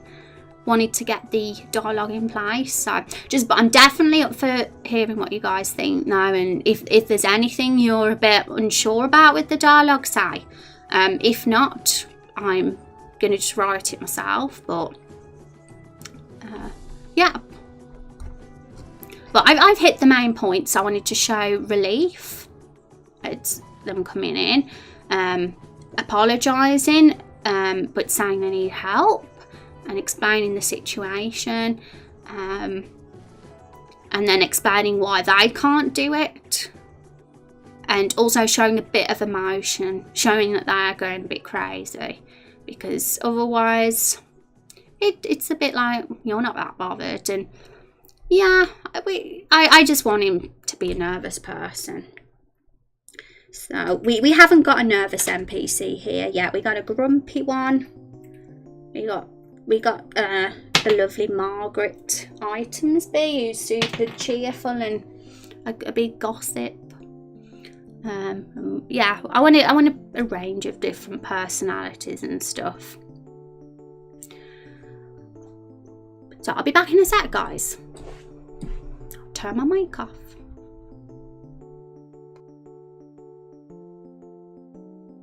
I'm just talking with my mic off, oops. Okay, I'm going to put my BRB screen up though. Even though I said I won't, just because who wants a chair stream, really?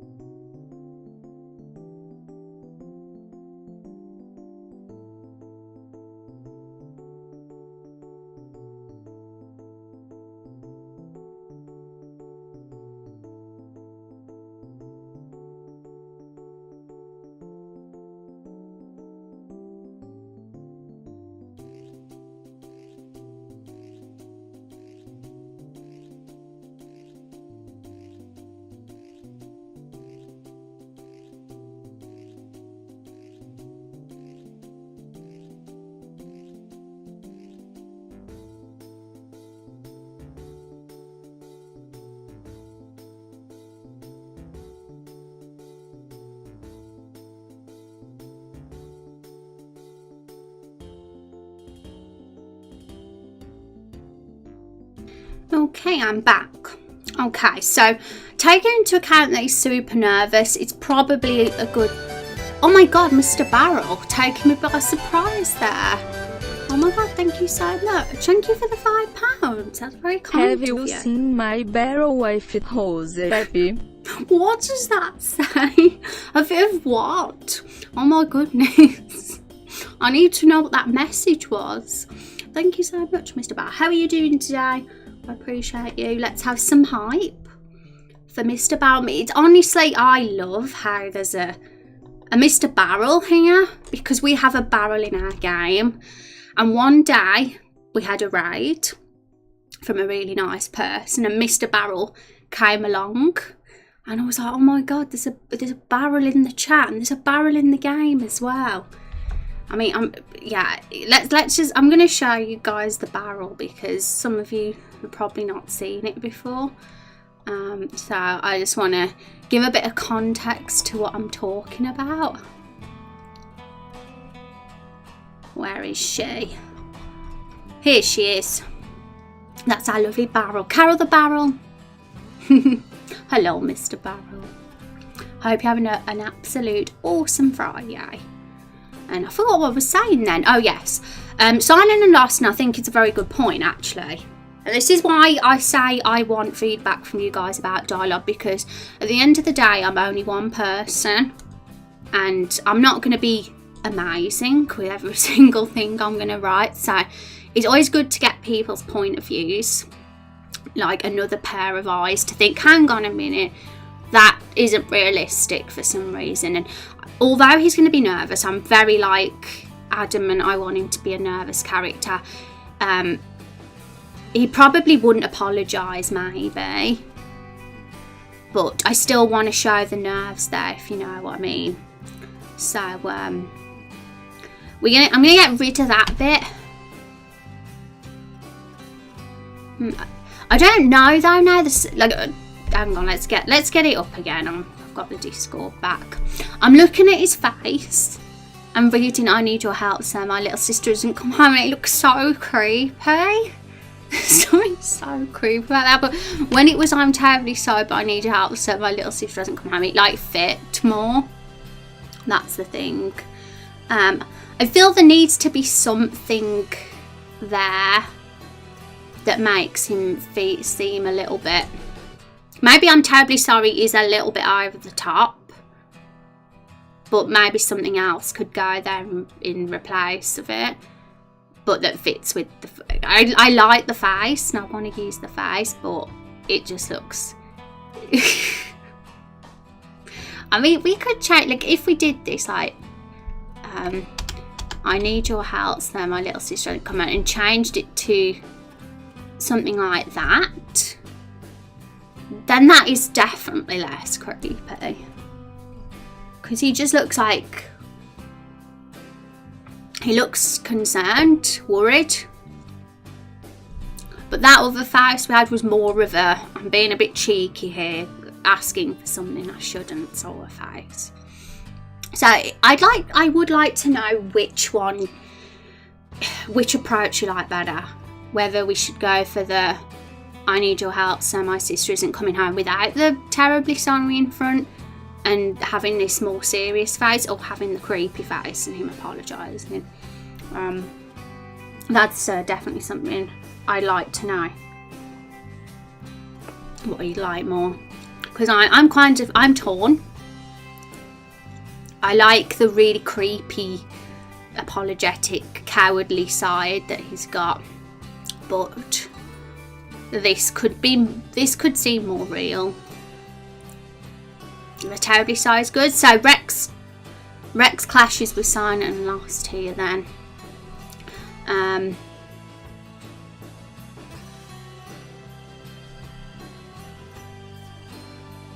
Yeah, so that's the thing now then. It's just thinking what is the way to go, because the one thing Silent and Lost spotted was that he felt the terribly sorry didn't fit. But I thought I didn't mind it. I liked it, but I'm always up for listening to opinions, but we do have to make a decision. and just go for one, otherwise we'll be here forever and we'll never get to the next. We'll never get the quest done. We'll be in like falling till 2050. So yeah, being indecisive is a problem. But one thing we can do is actually play test. When all this dialogue is done, we can play test it, or like we'll keep it what it originally was for now. But if we play test it and something seems a bit odd and off, then we can just change it. And you know, this dialogue isn't set in stone. Like next week, the week after, we might think, hang on, let's just change that bit again and just alter it slightly. See this as a first draft, and although you know what I mean, we're not going to fuss over things too thoroughly, that we'll be here until Christmas still doing this sort of thing. But things can change. It's not like, well, this will be done and that's it. We can't change the dialogue again. There's flexibility. If someone spots something and it's like, no, I don't know, then I'll consider that and have a look at it. So yeah, we'll keep it for that for now, but I'm still open to changing it to the more concerned face and getting rid of side, but we'll see. Okay, so what we'll be doing, yeah, we were doing the choices. So we've got, where did she go? How long has she been missing? And there was, I randomly thought of another thing that could have been asked as well.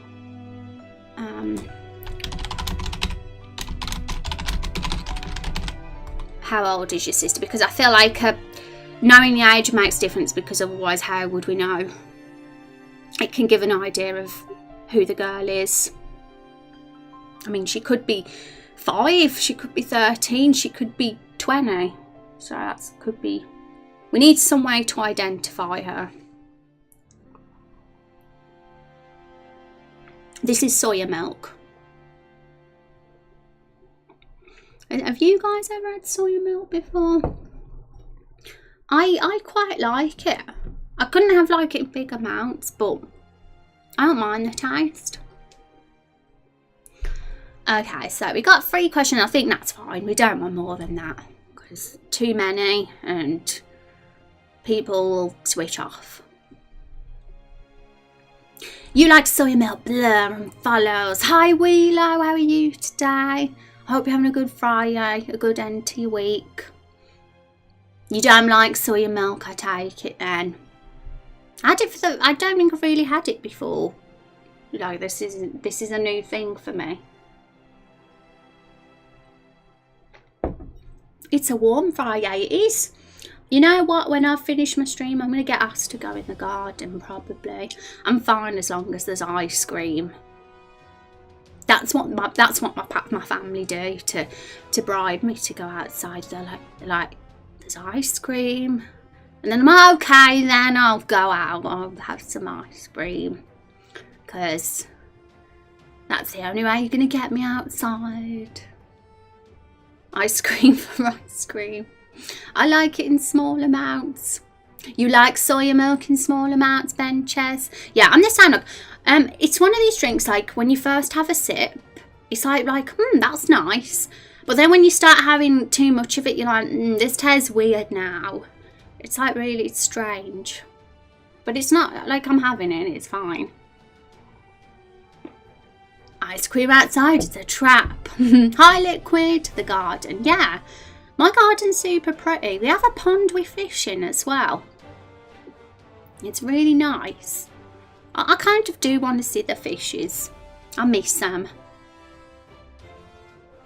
I have ice cream and look at the fishes, but I'm one of these people that once I've had my ice cream, I'm back upstairs on my computer again. My dad can sit out there for like 8 hours. Like literally just sit there and not do anything. And I'm like, how do you do that? Because I'd be bored. Oh my god, Wheelie. Dipped. Oh my goodness.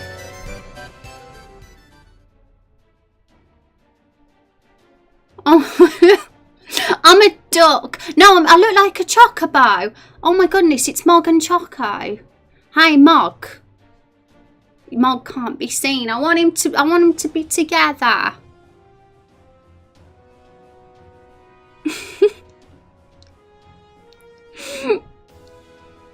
That's cute. It does. He looks like an adorable chocobo.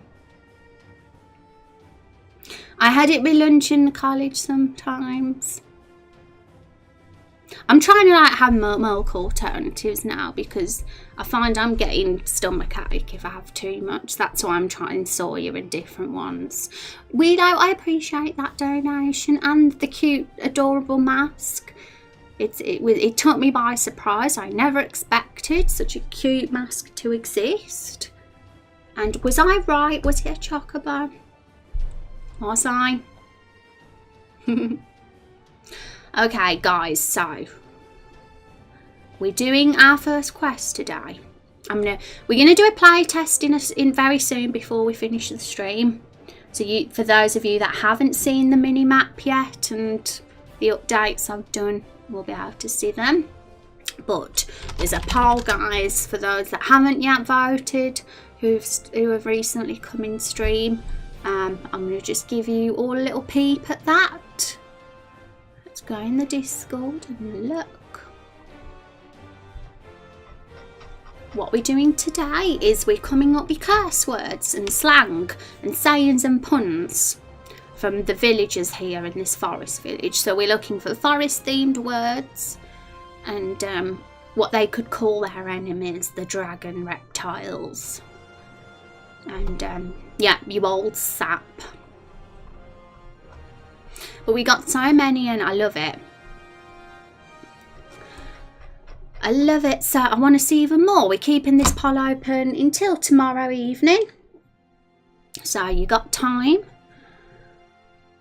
We got loads. We got loads of actual submissions, but less votes than usual. But this is why we need you guys who haven't yet voted to help us make our decisions. And thank you for joining the Discord as well, Scash. It's good to have you here.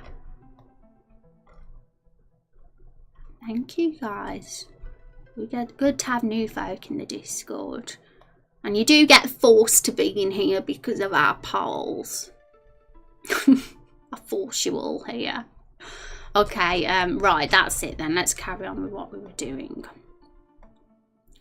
Okay, so let's finish this dialogue off and then do a play test, shall we? I have no idea what it is, but I like your idea that it is a chocobo. Chocobo. No wonder I like them. They're like chocolate. Chocobo. Okay, so right, where did she go? I'm just gonna copy and paste this one. Hang on, was this the best face for that one?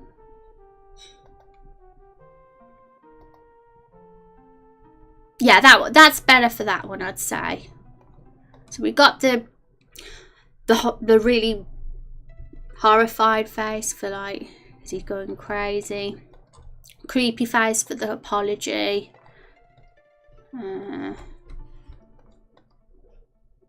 Normal little slightly smiley face seeing someone's walked in. Where did she go? Okay. Sorry to lurk, I've been trying to be a good bird today and do grown-up things. Oh yeah, you do grown-up things, Wheeler. It's been nice to see your face. You have a good day. We'll be finishing up very soon anyway. Have a fabulous weekend. Okay, so where did she go? Now this one's important because Chuck kind of put a little bit of this in his submission. He said that we need to say that she's going to the forest festival because we haven't actually said the forest yet, so we need to say that now.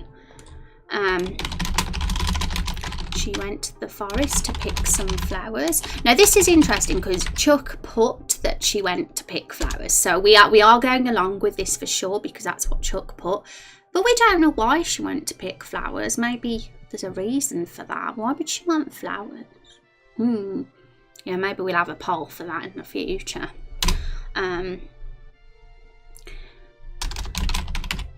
Okay, I'm probably going to say Sir and Madame again here. It's really easy to do the if statement, so I don't care.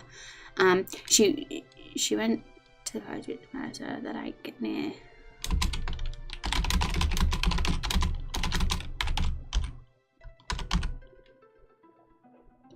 Cabin at. I'm probably gonna like split the forest into like north, east, west, and south. So I see this being on the west side personally. There's something kind of creepy about the west side. So we'll do that.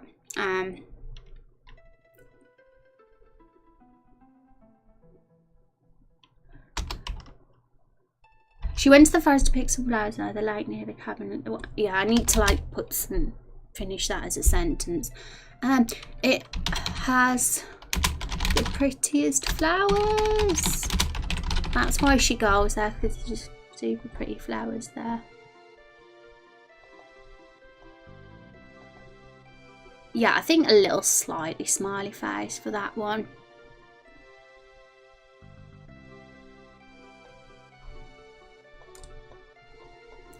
Okay, we're gonna have to copy the thingy-majig.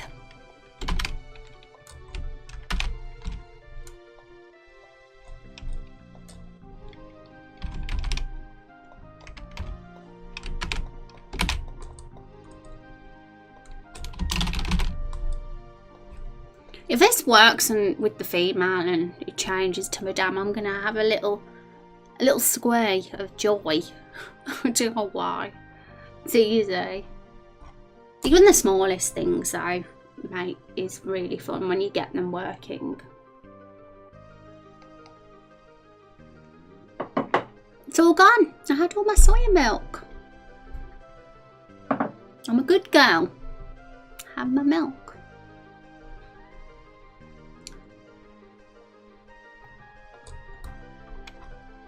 Okay, I have to remember to always do this, because if I don't, then it does skip a line and there would be a gap. Okay. And then how long has she been missing? I'm going to say like just 2 hours probably. And then he can just justify himself and be like, I know that isn't a very, very long time, but the forest it's bad. It's danger. It's dangerous. So he's like giving the impression that she's like a really helpless girl, but she's not. It's going to turn the trope on its head. The player's expecting like a really a young helpless girl, but really she's like this little toughie, and she has no messing. And it's like, hang on, what is he worried about you for? You know. And then she's like, I'm the innkeeper, and the player's like, you're the innkeeper? Well, the player isn't, because they're a silent protagonist, but she's like, yeah, I'm the innkeeper. So really we find out that he's just a silly Billy. He's a coward. And then how old is this? I'd say 12 or 13 probably. Yeah, maybe she should be like the youngest person in the village. I'm going to just leave it there, guys, but hang on a minute. Also, I think something that's important to say at the end, once all the choices have been done, is something like this. Probably saying, because I feel like we need a reward. But the only reward I can think of at the moment is that they can sleep at the inn for free. That's the only thing I can think of. We don't know what any of the items in the game are yet. We haven't decided that. So we can't say I'm going to give you like 10 potions, because the potions might not even be a thing in this game. We don't know. So it's really hard to think of rewards for the quest at the moment.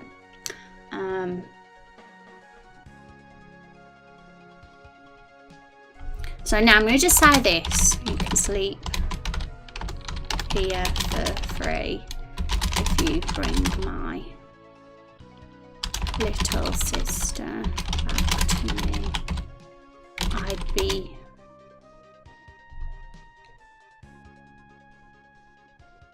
I kind of feel it's important. Like, one thing that's a pet peeve of mine with like MMOs and RPGs when given quests is that the NPC in quests giver like seems super like entitled, and that is like, yeah, you do my quest for me, get me this, do that for me. And there's no, you know, I think it's important to have a bit of, to like have, like, I like that this guy is apologetic and he's not expecting it. He's like saying, I'll be grateful, and I don't know, I personally like it like that. A special kettle or frying pan that's a weapon. Well, I mean, we do have, for those of you that have made a character in this game, a playable character, there are a lot of classes in this game. I think I've got a list of like 20 or 30 different class types. And although we have very traditional classes like sorcerer and soldier, well, not, I don't think soldier's one, knight, that's it, knight. Special stream cannons are knight. And we got like the traditional classes like that, healer and stuff, but we've also got some really unusual classes like diplomat, herbalist, and there's people that fight. And who knows, there could be one that's like a cook and they're going to battle with a saucepan or something. I mean, I wouldn't rule it out. But, you know, I want to be like, have a lot of possibilities. But at the moment, we've only got 5 playable characters, and there's at least 20 more different classes that people could be. So there's a lot of room for people. I wouldn't rule out having 30 playable characters in this game. I see it as something where, yeah, I don't care. I want loads. Most RPGs have like about 8 max. But I don't want to put any limitations on it. You can sleep here for free if you bring my little sister back to me. I'd be...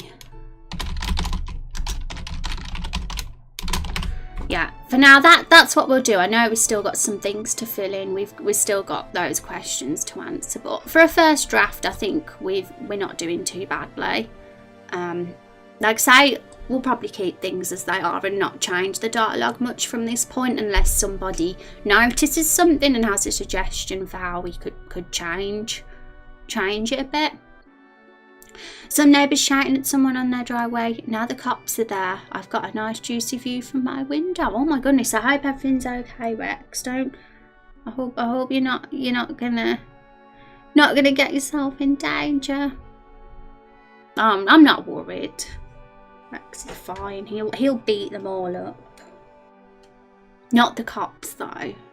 That would be bad. Okay, we're gonna finish this off with a play test.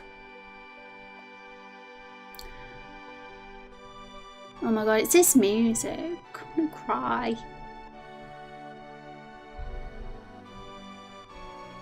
And before we go, I will do another poll command once again.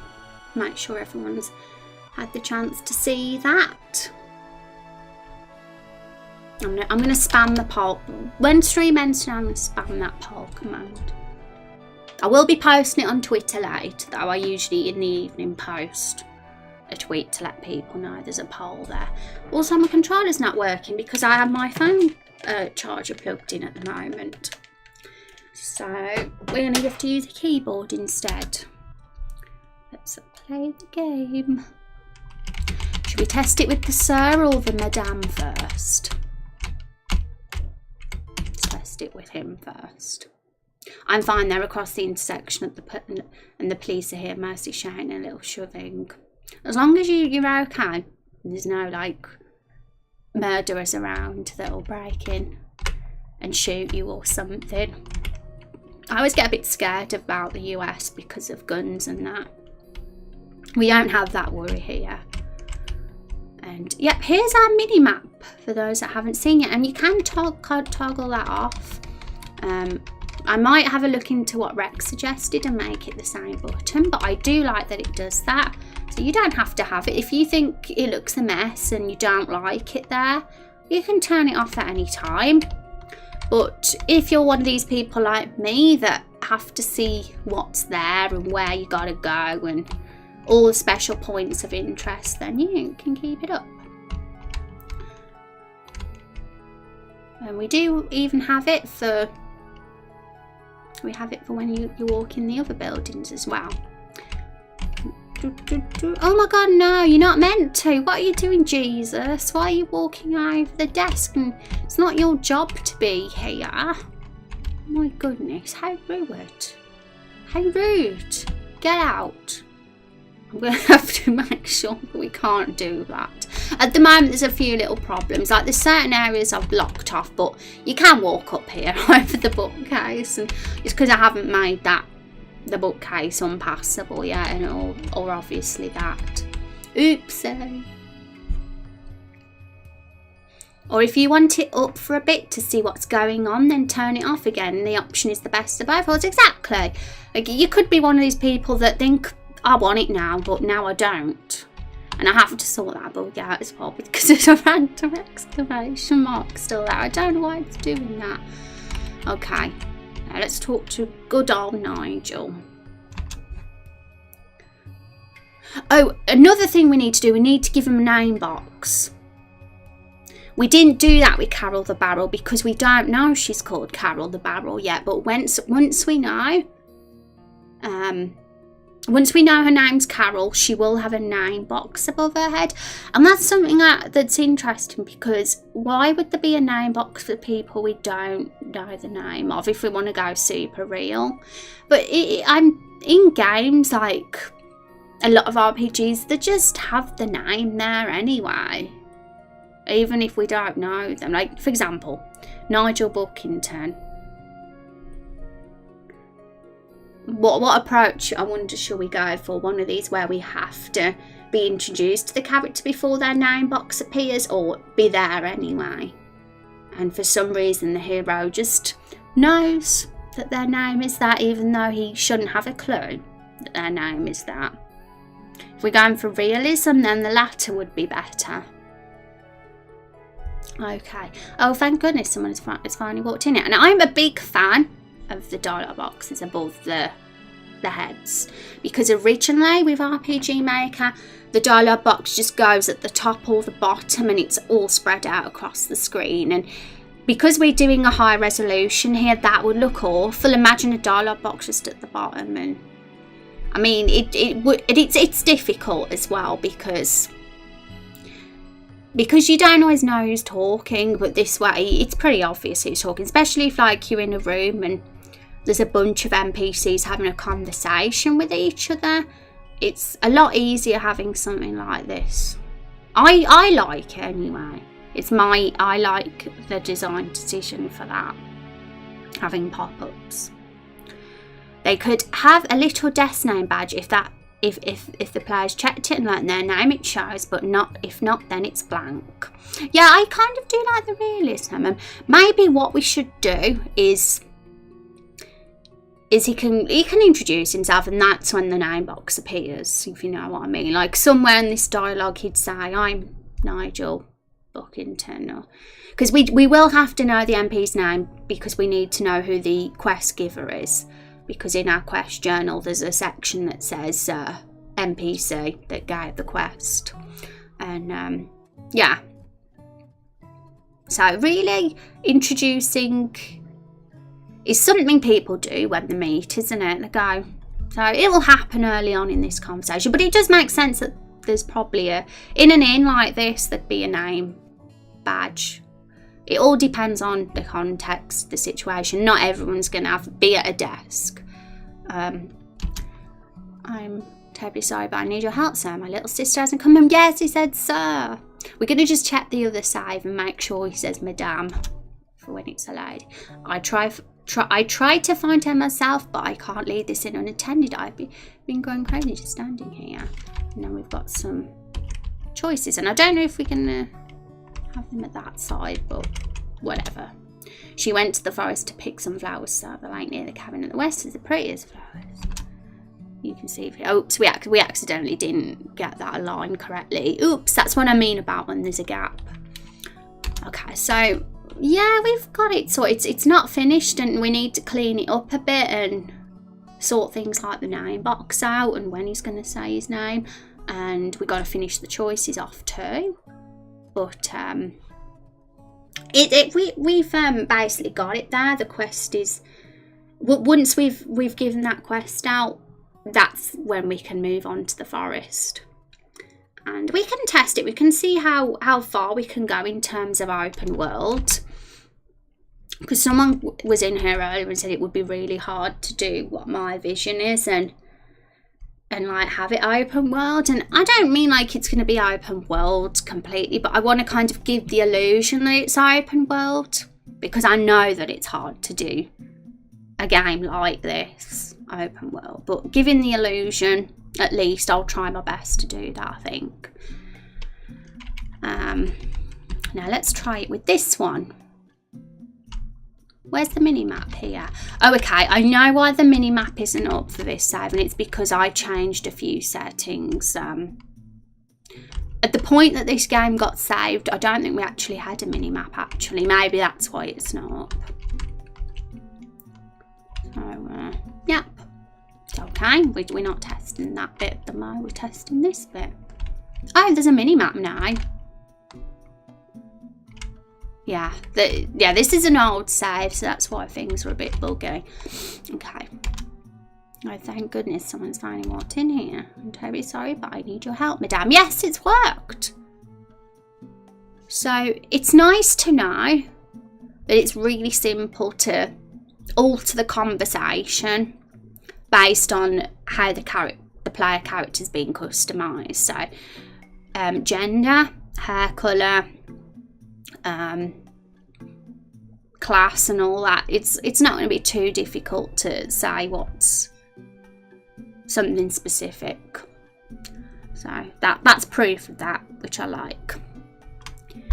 I'm glad that we did that. That's kind of why I wanted to make this character be the sort of person that says sir and madame, because I wanted to test that and see if it actually works okay. And I'm glad it does. Okay guys, so I hope you've enjoyed the stream.